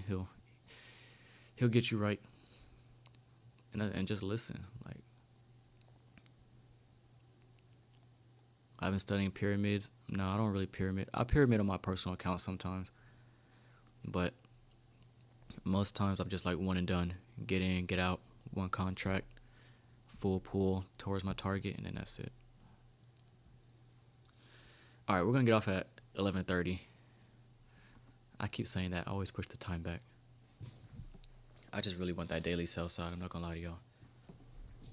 But Nasdaq just traded into a 15-minute fair value gap. So this is when I want to see heavy prices. Again, for optimal bearish order flow, you want to see majority of this fair value gap, or at least the upper half, stay open. So this candle here, we open, trade up, institutional order flow entry drill. I want to see if we can start getting heavy on the 1 minute because we traded into that 5-minute fair value gap. And then remember, my focus is that daily sell side level at 19,140. If we could tag that in the next few minutes, then we'll end the stream and I'll be a happy camper. I'm happy either way, but that'll just be like the little cherry on top, the little chef's kiss.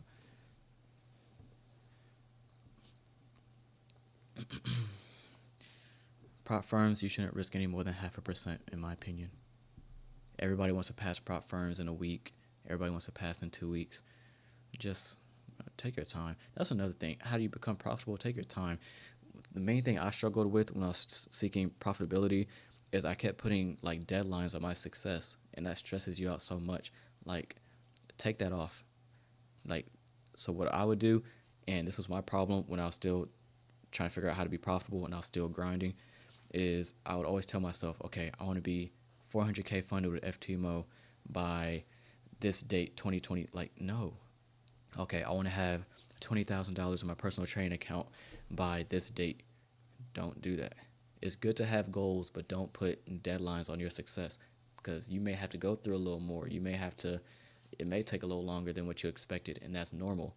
But because you put deadlines on your objectives and your goals, you're stressing yourself out. So I told myself, if I'm not funded by this date, then I'm doing something wrong. I need to get funded by this date. Okay, I need to pass my combine and by this time. Whole time, like, you're not even at that point yet. So don't put deadlines on your success. And then remember, I'm a believer in Christ, so I believe my story, my life is already written in stone. Whatever's going to happen is going to happen. Like, whatever he has planned for my life is going to happen. It's going to come into fruition. So if I'm saying, yeah, I want to quit my job by this day, by this year, God may be like, no, sir, sit down somewhere. You need to go through this, and then I'm gonna bless you with being a full-time trader. So it's like, take the deadlines off of your success. You're gonna stress yourself out, but control what you can control. Like, what can you control? Your attitude, your discipline. That's it. You can't control time. That clock is ticking. You can't stop it. You can't put deadlines on it. That clock is moving. You can't do anything about that. The sun is gonna rise, the moon is gonna rise, and vice versa. You can't stop it. So you have to control what you can control, which is your attitude, your discipline, your work ethic, the notes you're taking, how much time you're putting in.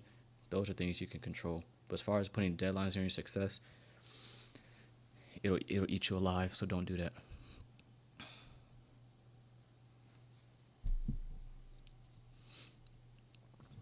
I'm not gonna lie, I'm staying on this stream for another 20 minutes. I want that sell side, I'll be honest with you. If we start displacing too far away, then no big deal. But I want to see if we can reach that. I'm just going to answer questions until it looks like Nasdaq doesn't want to get down there.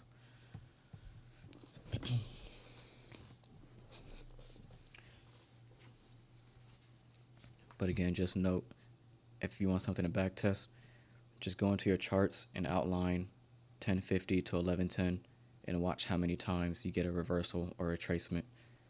It happens almost every day because that's London close. In the Discord, I always talk about how 11 a.m. that's profit taking hour. So if you're in a short, okay, if you caught any of this going lower, once you get close to 11 a.m., that's profit taking hour. You want to start scaling out of your position because you get stuff like this that happens a lot. Now, we could still go lower and tag our original objectives, but that's profit taking hour. You want to be majority out of your position by 11 a.m.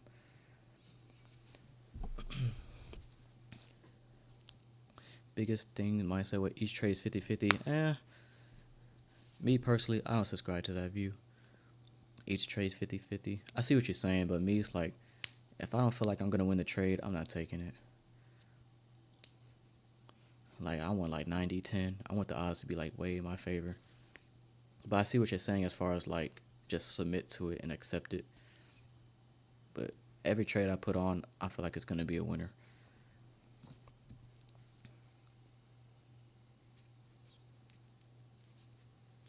All right, let me look at what the dollar is doing.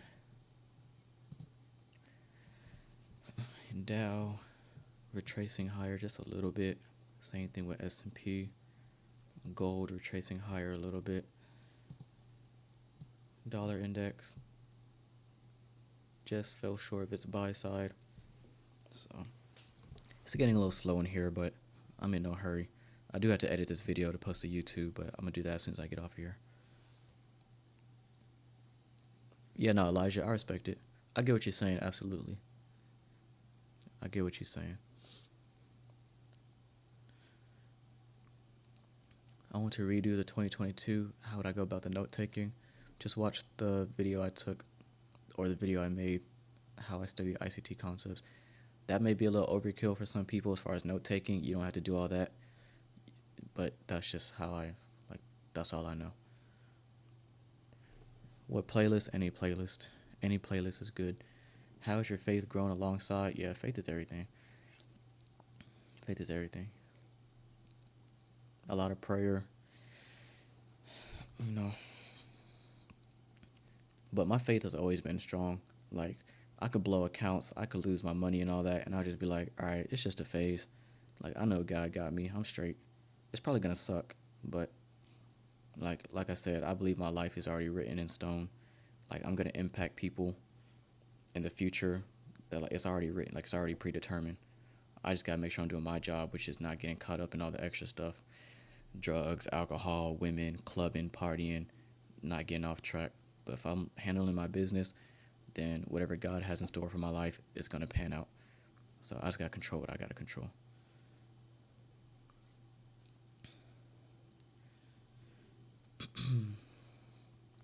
Who are your favorite traders besides ICT? Myself. I don't really watch other traders except for 2 small accounts. They're not like profitable yet, but I like watching their content. But I don't keep up with the trading community. Like I said, I just stay in my own lane. Like, when I first started my YouTube channel, I was gonna turn off all the comments because I really wasn't trying to like become an influencer or any of that. I just like making videos and posting my trades and all that. So I really just be chilling. Can you analyze Bank Nifty? I don't even know what that is.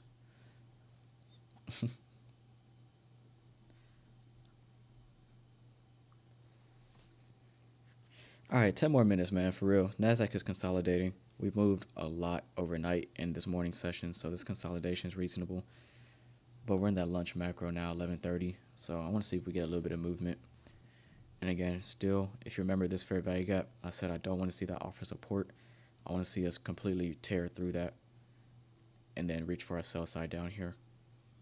So I don't want to see this take us higher.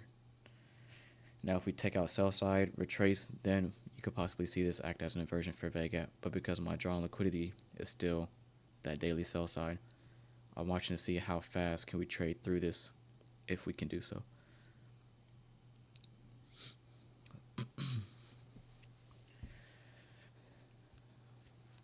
I think you're short in NQ because your voice impression changes with price move. No, I'm not. I promise you, I'm not trading. I promise you, I'm not trading.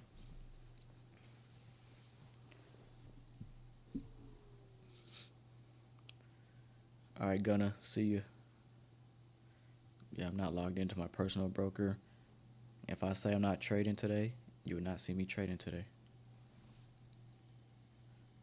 Ephesians on the Bible. I'm on Joshua. Let me check. I got to get back on my daily scripture, but I believe I'm halfway done with Joshua. I don't know where I put my Bible at. I think it's in my other desk, but no, I didn't take any trades today. No trades today. I don't trade the day after a bank holiday. I only take trades for full access members in the Discord. Yeah, that devil tried to distract you. But that's why I like prayer and just keeping God first. It'll keep you centered. That's like your centerpiece. Once you lose that, the money, the women, all the materialistic things, it's going to throw you off course. That's how you see all these millionaires and like successful people, but they're depressed. Like they got all the money, they got the nice house, but they're lonely. There's a quote that Deion Sanders talked about, and I loved it. Let's see if I can find it. He said, you got all the best, what did he say? He says like, yeah, the best shoes, but you're not going anywhere. He was like, you have the biggest house, but you don't have a home. Something like that. He was talking about like, because God has to be your centerpiece. Let's see. I gotta find it now. Why didn't that SIBI at 1101 push us higher? Because I'm looking for sell side on the daily chart.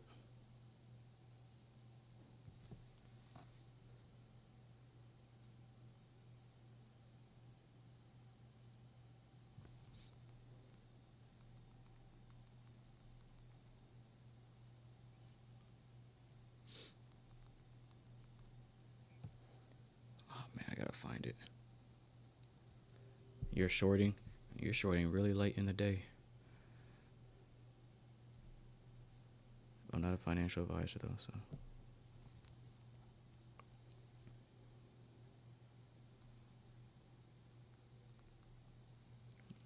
I'm looking for this.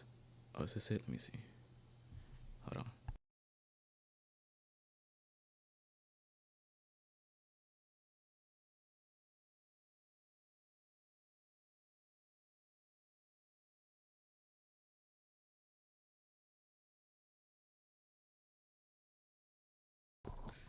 I'll still look for it, whatever.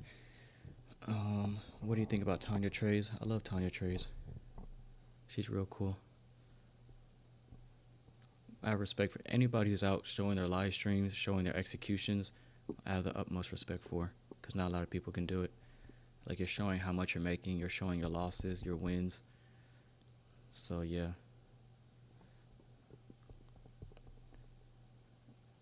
I have utmost respect for Tanya and any other live streamer.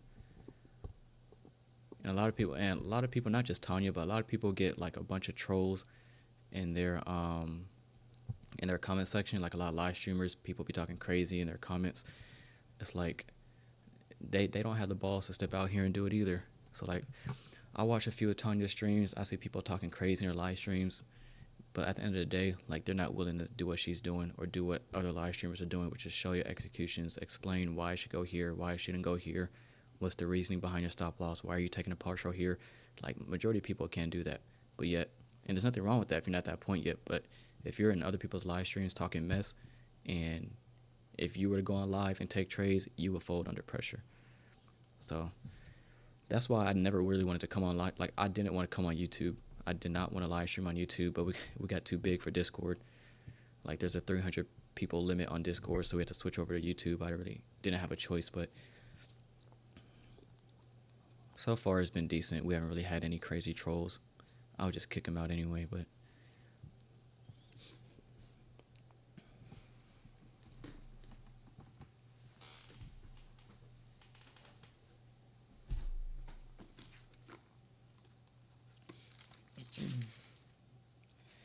no, Joshua as in that's the book of the Bible that I'm currently reading right now.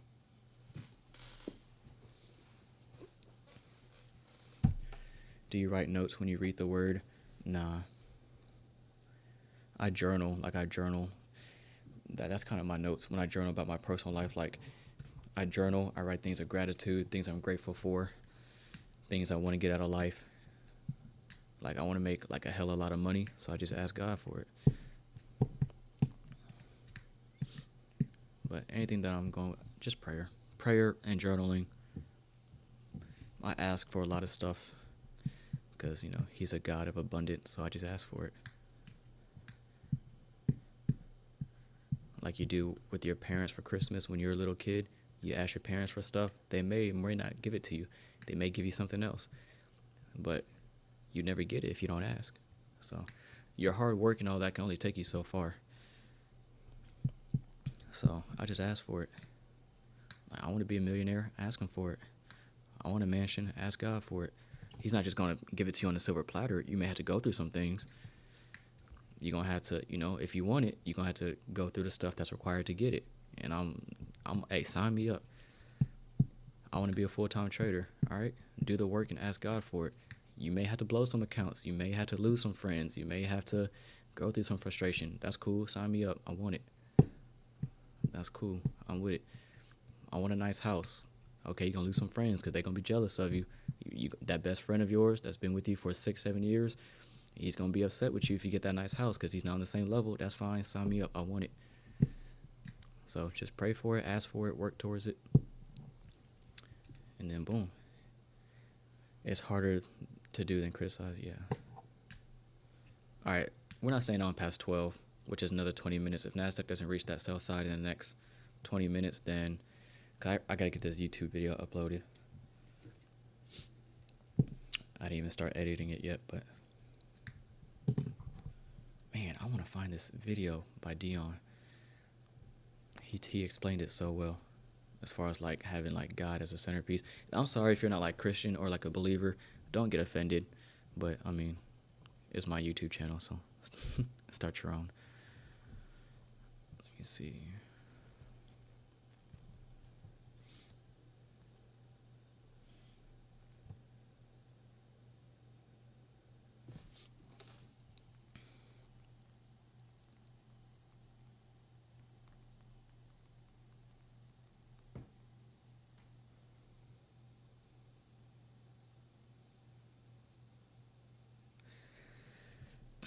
I hope you find that vid. Man, I'm gonna find it for y'all, I swear. Like, he worded it so good. He was like, you can afford all the shoes in the world, but you can't take a step in the right direction. Something like that.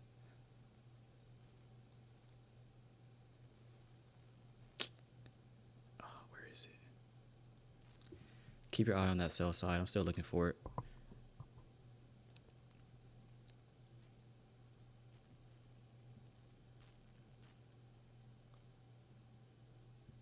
I think this is it right here.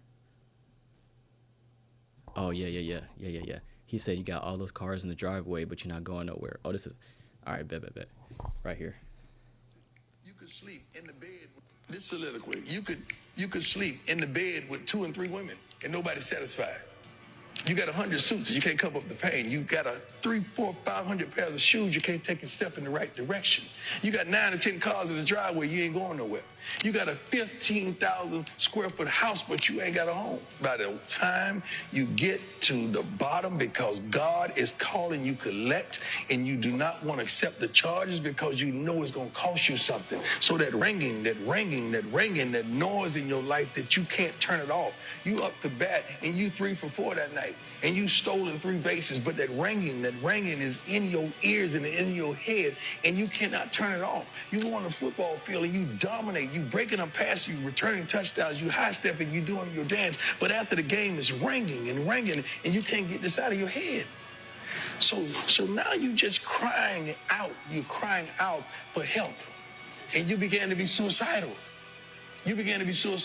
So you sitting on the bench with the Cincinnati Reds, and you 3 for 4, few stolen bases, and you take a bottle of pills right in front of all your teammates. That's your cry for help, because you can't cry. You know why? I'm the man. How can the man cry for help? We all told our sons, back in the day, you don't cry. You ain't soft. You ain't no sissy. You don't cry. You don't tell nobody your problems. You internalize them. You man up. So That's how we grew up. if you're there, what's the word of hope that changes that? The word of hope is sooner or later, you're going to have to surrender. You're going to have to surrender. Because you may not see it now. You may not know it now. But life is so much better if you just surrender.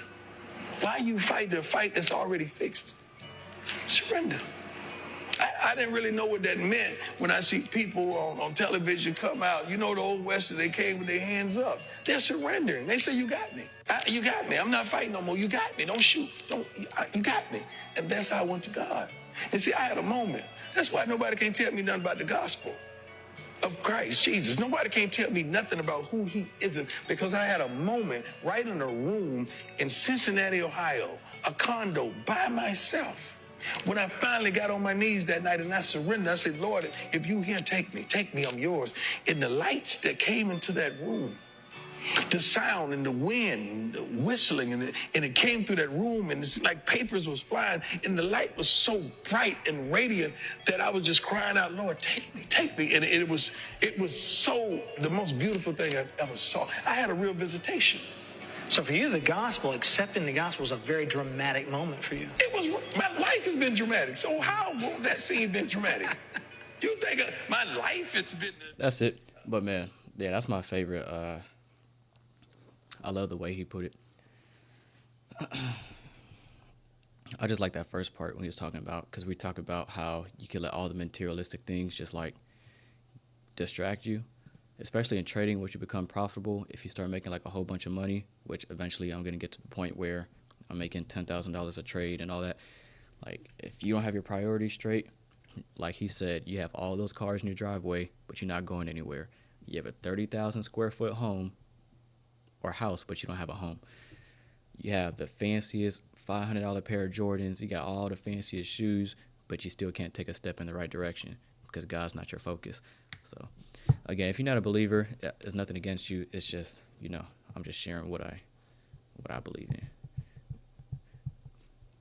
Do I trade? No, I don't trade the day after a bank holiday. I'm live trading tomorrow for full access members in the Discord. But we did call this thing going lower. There's really not much to talk about price action. It's just been dropping, but we outlined the macro, expecting a reversal or retracement. We talked about how we ran out a whole bunch of highs, short-term highs, during that macro. Okay, I said the macro loves to take out short-term highs before seeing a continuation to your original target. Running out a whole bunch of buy side. We trade up, consequent encroachment of this wick, sell off. Fair value gap, I want to see that open, see that stay open, treat that as a breakaway gap. And then I'm looking for sell side liquidity on your daily chart, which is this low formed on Thursday, August 29th. That sell side down here. And in the Discord I sent out, we're looking for lower prices on the daily chart. this fair value gap is my drawn liquidity. Panning out pretty nicely, if I do say so myself. Which podcast? I don't know. He was getting like interviewed, but I don't know like which podcast it is. I'll share the link to the TikTok, but I don't know like where that clip it is from. I'll drop it in the chat. So I'm watching to see if we leave this fair value gap open, or at least the upper half. To me, that signs a bearish order flow. Ideally, I don't want to see that traded to at all, this fair value gap. I'm going to take these little lines off. I'll keep consequent encroachment of that wick, but this fair value gap, ideally, I want to see that stay open. That's like best case scenario.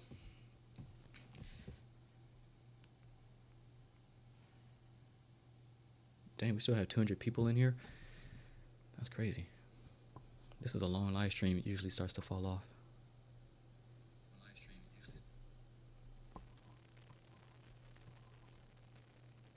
Alright, so that's the link to the TikTok, the video I just played.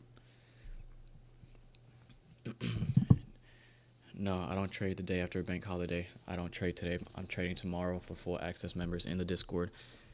I'm very strict on my trading plan. I'm very strict on my rules. And yeah, I told them I don't care if Nasdaq has the cleanest price action later in the PM session. I will not trade it. Very disciplined. If I say I'm going to do it, I'm going to do it. No FOMO, no regrets. I'll make my money Wednesday and Friday. I trade a personal account. I have a live account with TradeStation. How long took you to become profitable?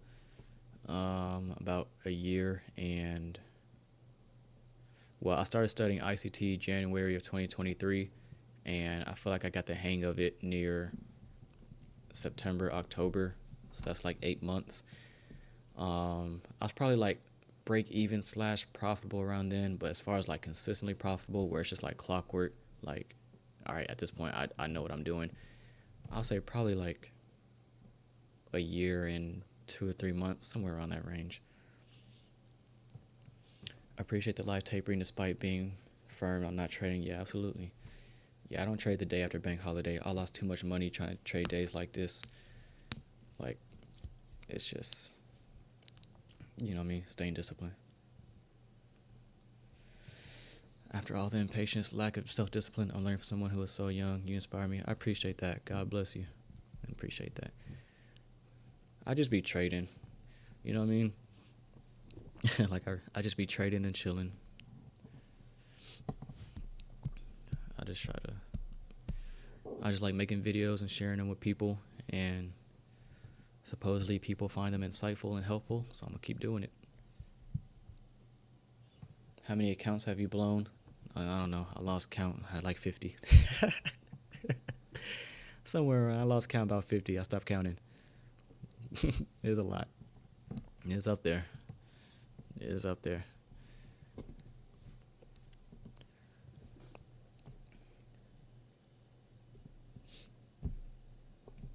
How do you get your bias so you look at dollar? Yeah, I look at dollar daily chart, dollar Nasdaq chart. So for dollar index, share this in the Discord again.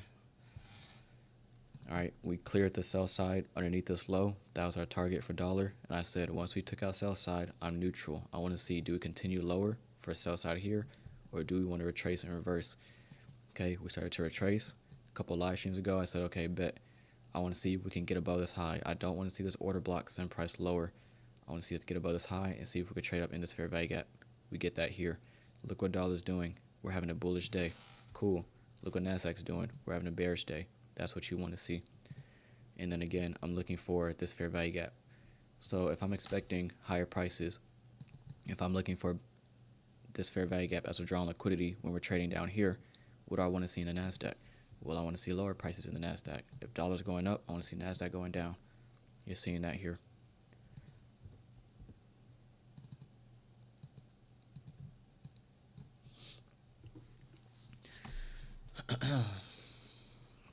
Man, this is going to be a long stream. Golly, if Nasdaq would just tap that sell side, we could just wrap this up.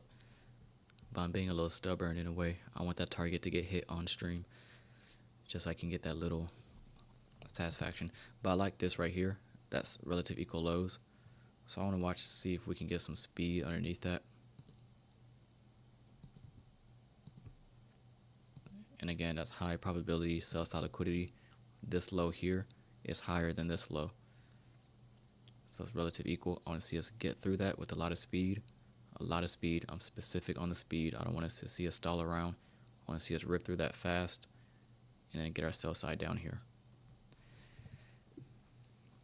And then again, for bearish order flow, I like how we left this fair value gap open. I did not want to see that traded too. Okay, I like how we left that entire range unfilled.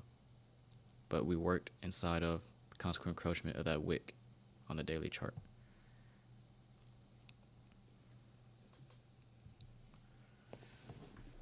Man, what time is it? Yeah, I gotta get this video uploaded.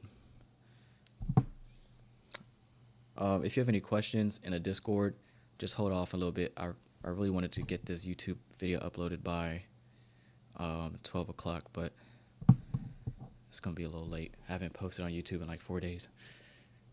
We had a long weekend.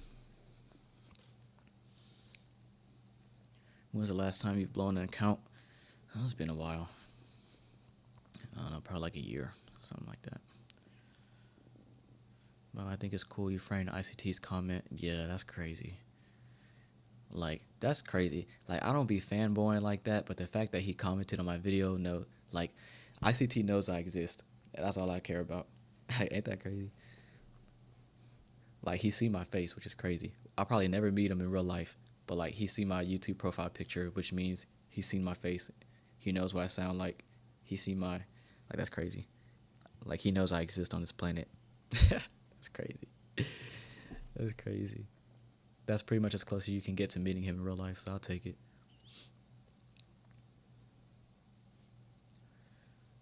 Do you know Luke Belmer? No, I don't know who that is. Yeah, absolutely. It's just respect.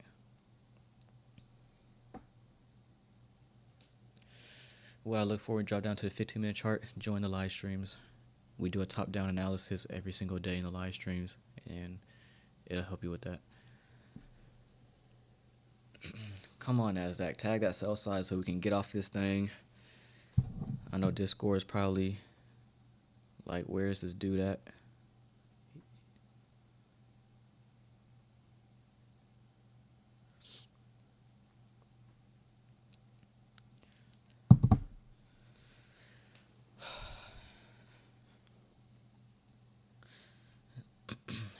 No trades taken. I don't trade the day after bank holiday.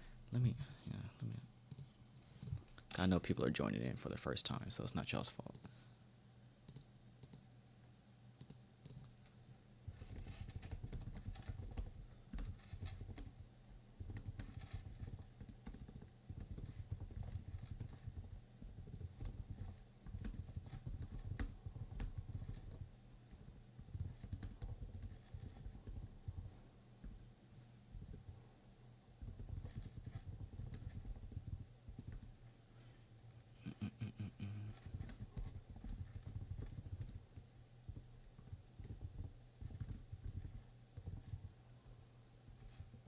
Oh shoot, what the hell? What did I just do? Damn. Okay, there we go.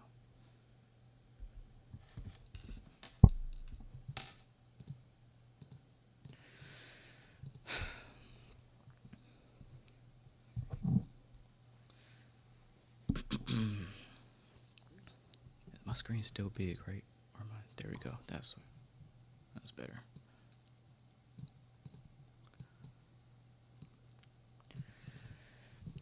The person's hungry for knowledge. How much times do you trade? I take 2 or 3 live trades a week.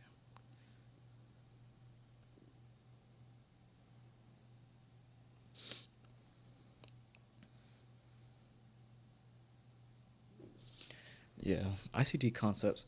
I mean, it's hard when you're brand new, just starting out, because the terminology and all that. But it's just discipline, bro. Like, it's just discipline. You have to get out of your own way. Like, if you look back, what's the main reason why you blew your account? Think about it. Think of all the times you blew your account, failed your funded challenge, whatever. Like, all the times you lost money. Was it because you didn't know what you're doing? Or did you go on tilt? Did you over leverage? Did you revenge trade? Did you break a rule?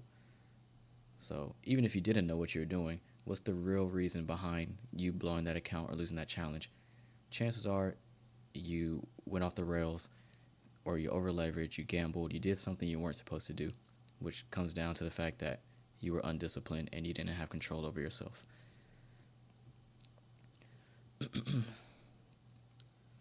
How much points do you average? I don't know.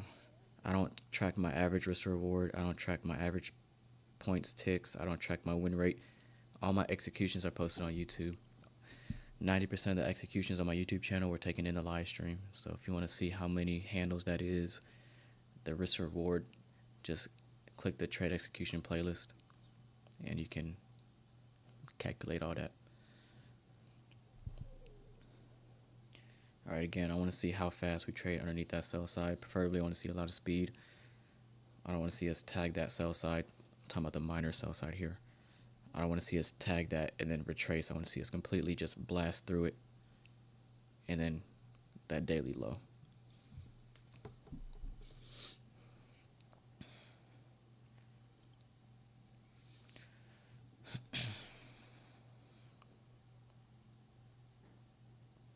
No, don't open up a live trading account with $20. You might as well get that $20 to a homeless person if you plan on trading a live account with $20. Like, you might as well. Matter of fact, give it to me. I'll take it. Hand it over. If you're trying to trade a live account with $20, you just don't do it. Just wait till you have more money and just tape read, paper trade, build your skill set. Build your skill set up till you have more capital. But if you're on your last $20, just don't do it. And plus, what are you gonna do with $20? Like, what are you gonna do with that? You're gonna make maybe, well, first of all, the first trade you're gonna put on, you're gonna be extremely over leveraged, and then you're gonna make like what, $10-20, and then you have to pay commission. It's just not worth it. Like, don't do that. Rebecca, I'm trying to save on Rebecca. I'm trying. $20, that's like, come on. You just asking for them to take your money. Don't do it.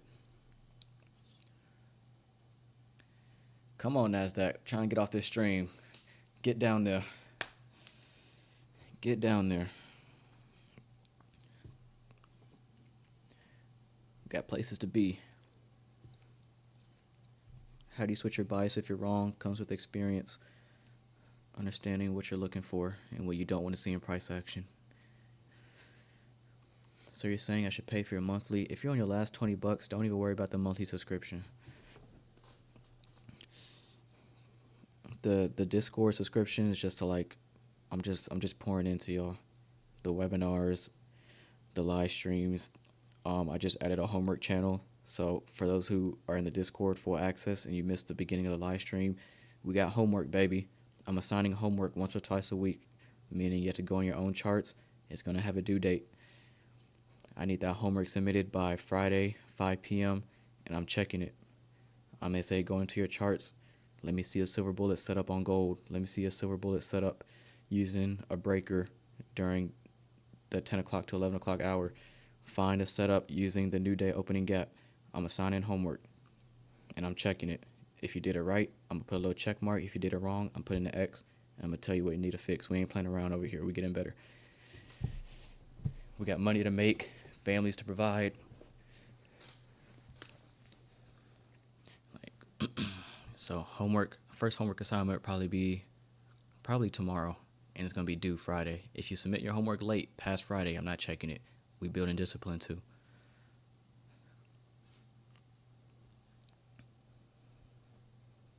I mean, I tried 10 USD, got to 90, then blew it. That's what happens if you try to trade with $10. That's just, don't do it. 20, bro, this dude. Don't cheat off of other people's homework. This guy. Nah, don't delete it. I already saw it. Oh my God, Nasdaq. Nasdaq's playing so dirty. Remember, that's not what I wanted to see. I didn't want to see us just take out that low and stall around. It's just trolling at this point.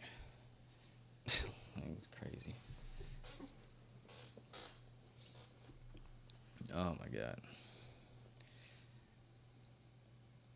5 more minutes. 5 more minutes.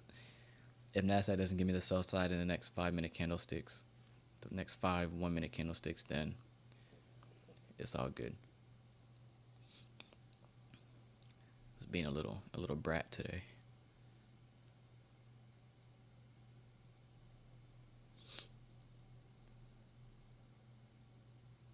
Oh yeah, the homework's gonna be lit.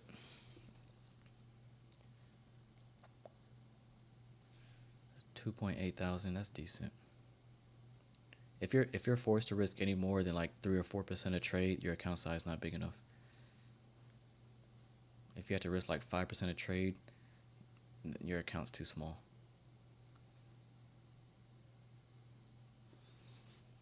And most people can't handle that kind of risk trading 5%. You're in 10% drawdown after 2 losses. Get some breakfast. I don't know. I'm probably gonna go to Chipotle later or something.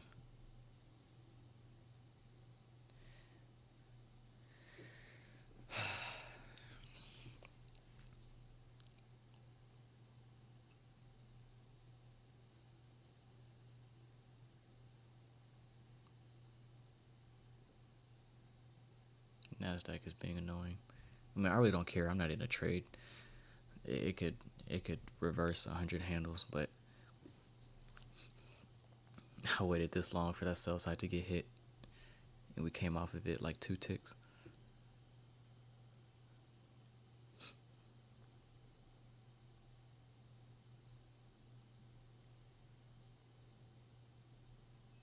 All right, tapping consequent encroachment of that wick on the daily chart.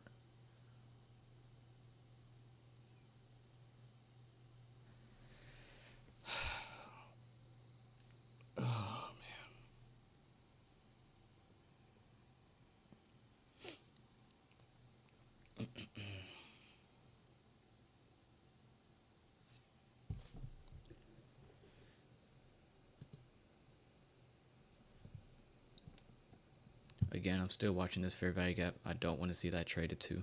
So all my focus is in consequent encroachment of that wick on the daily chart. For bearish order flow, I don't want to see that traded too.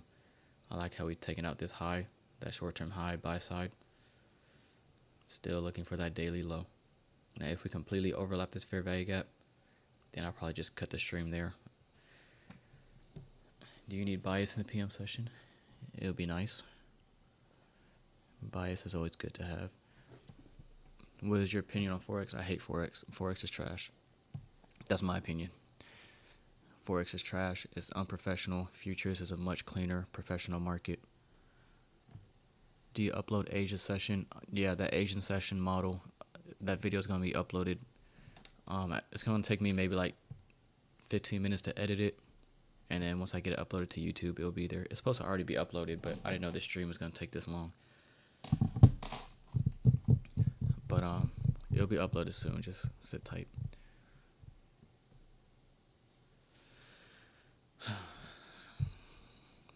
I'm ready to get up out this chair. I've been sitting for too long.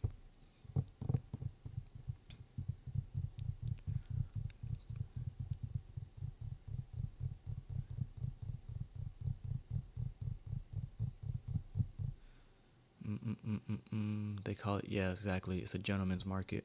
It's like golf. Like Forex is so unperfect. Forex is like, what sport is Forex? Forex is like dodgeball or something. Some unprofessional sport. But futures is golf. It's chess. It's checkers. It's a gentleman's market. It's real professional, real classy. But like Forex is like playing with Nerf guns. Like, it's just a mess.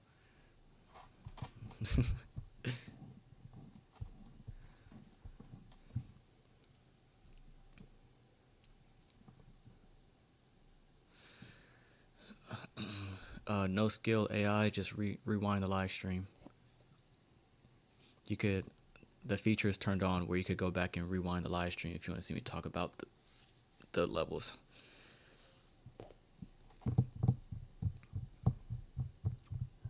All right, Alexis, let's get Alexis. My sister's name is Alexis, but yours is spelled a little different.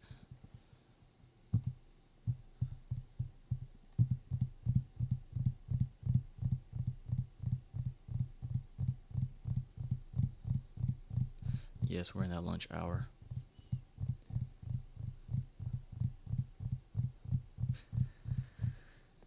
Man, I'm so hungry, bro. I said I was going to get off at 11 o'clock today. It's already an hour past that. Crazy. I see why ICT be live streaming for this long.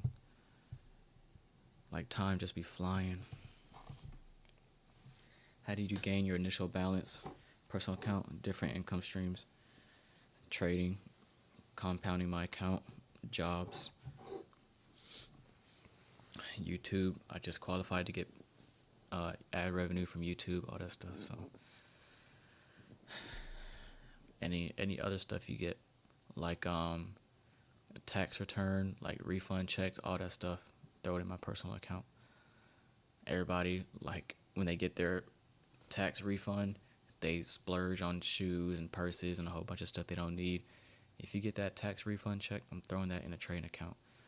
A couple months ago, we had a hurricane here in Houston that caused a lot of damage. So everybody got like $750 for hurricane relief. Whoever was impacted, that went straight to my personal funds. So small little opportunities like that, throw it into your personal account. Don't go buying Jordans and a whole bunch of pointless stuff. Like, there's a time and place for all that.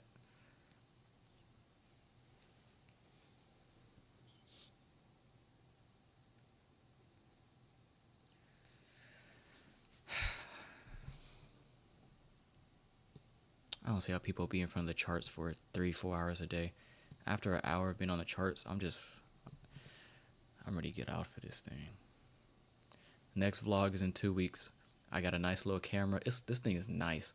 I have the this like Canon. It's called Canon PowerShot. It's like half the size of a cell phone. Like, it's so nice. I can't wait to vlog on that thing. It's so nice. It just came in the mail yesterday. So next vlog, taking a little trip to another city. It's gonna be lit. Alright, so remember, did not want to see this fair value gap, traded to, wanted to see that stay open. But this right here, consequent encroachment of that wick on the daily chart, offering resistance, beautiful. That's what you want to see, because we don't want to see price trade up here. Want to see that stay open. That's bearish order flow. Not looking for a reversal. You didn't hear me say we want to look for buy side. We're not looking for anything up here. My focus is down here. I'm looking for this. This needs to stay open. You doing any traveling? I don't really travel. Like, the main traveling I doing is like staycations. Like, I live in Houston, Texas. I be going to different cities in Houston for like 2 or 3 days. That's pretty much what I like to do.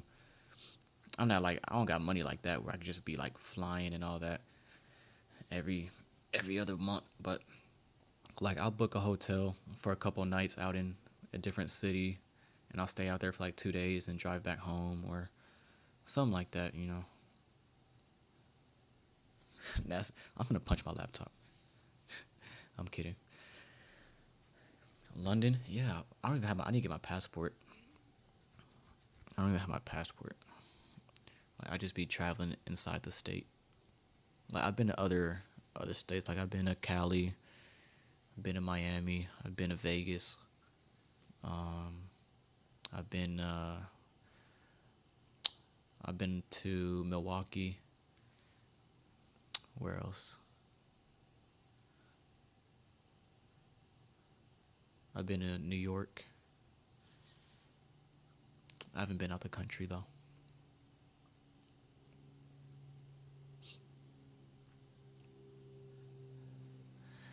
Oh man, I want to get off live and post this video, but Nasdaq is so close to that daily sell side. I'm losing patience, y'all. It's going down there eventually. It's doing it in the most annoying way possible. Oh my god.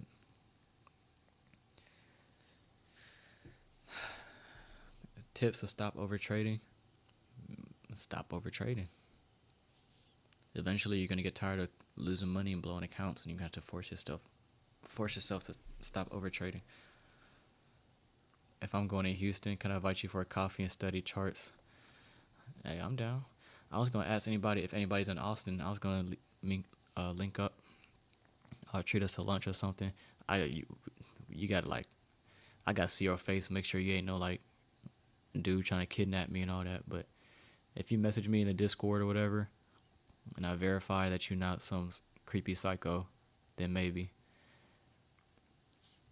But yeah, if anybody's in Austin, I'll probably send out a message in Discord when that day gets closer. 'Cause I know there's like a handful of people who are in Austin. I'm gonna be in Austin in a couple weeks. I'm down to treat us out to lunch, you know, go bowling, do something fun. It'll make for good content in the vlog. So we'll see. Bro, I'm gonna turn my charts off. No, I haven't been in Mexico. I was supposed to go to Mexico. I didn't get my passport in time. I kept putting it off because my parents went to Mexico like last month, and she kept telling me, get your passport. I'm gonna do it, Mom. I'm gonna do it. Get your passport. Like, we about to book our flight. I'm gonna do it. I just haven't got around to it yet. And then they got the plane tickets. I was like, Ma, it's too late to get my passport. She said, yep. I was like, dang. So I was supposed to go to Mexico, but I didn't handle my business. I kept putting it off. No, I live on my own. I've been living on my own for a little over a year now. Hello. God dang.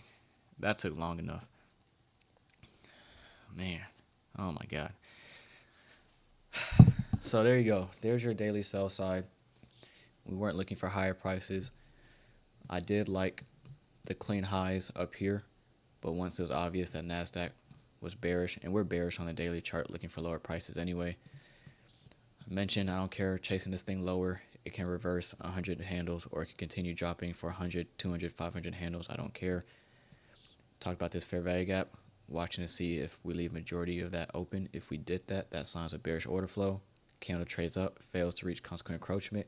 That's bearish, that's heavy. Sell off again. We talked about the macro. Okay, it's reasonable to expect a retracement or a run on buy stops during this macro before seeing a continuation lower. What do we do during this macro? Buy side, all these highs,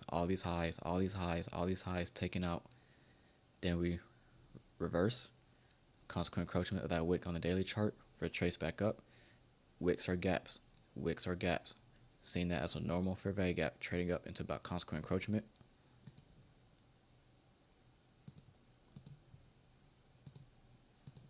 Hello, consequent encroachment of the wick. We're still looking for lower prices. Turns on a dime, breaks lower. What do we say about this fair value gap? We want to see that stay open. Don't want to see that traded to at all. Why? Signs of bearish order flow, and we're looking for a sell side down here and the sell side down here. We trade up. Do we leave this fair value gap open? Absolutely. Where are we reacting off of? Consequent encroachment of that wick on the daily chart. Move lower, attacking the sell side, retrace. Still don't want to see this fair value gap traded to. Consequent encroachment of that wick on the daily chart. Sell off. There's your sell side. Bam, baby. All right, we off of this thing, man. If you have any questions, message me in Discord. Live trading tomorrow for paid full access members in the Discord. We're going to try to make a little bit of money. Not trading Thursday, and then we'll be live trading Friday. Keep your eye out. I'm going to edit this video as far as how to trade the Asian session. ATM machine. I just titled it the ATM machine because it's really like bread and butter, easy setup. It's algorithmic, it repeats. ICT taught it in the 2024 mentorship, so it's good stuff. If I didn't see any of your questions in the chat room, I apologize. I promise I didn't ignore you on purpose. We're just focused on price action. But join the Discord. There's free access if you don't want to pay, if you don't want access to live streams, if you don't want access to webinars. There is a free option. It's pinned in the chat room. If this is your first stream, I'm really glad to have y'all in here. I'm glad you found my YouTube channel. Hope to see you back in the future. Chat it up with y'all. But that's pretty much it. So we're going to get off of here. Stay tuned. I'll upload that video in about 30 minutes to an hour. All right, turn on notifications for the channel, and you'll be notified when it gets posted. And I'll also send it in the Discord. Love y'all, man. Full access, lifetime members. I'll see you all in tomorrow's stream. We'll look to make a little bit of money. And stream starts at 9:30. All right. Love y'all. Have a great rest of y'all's day. Peace.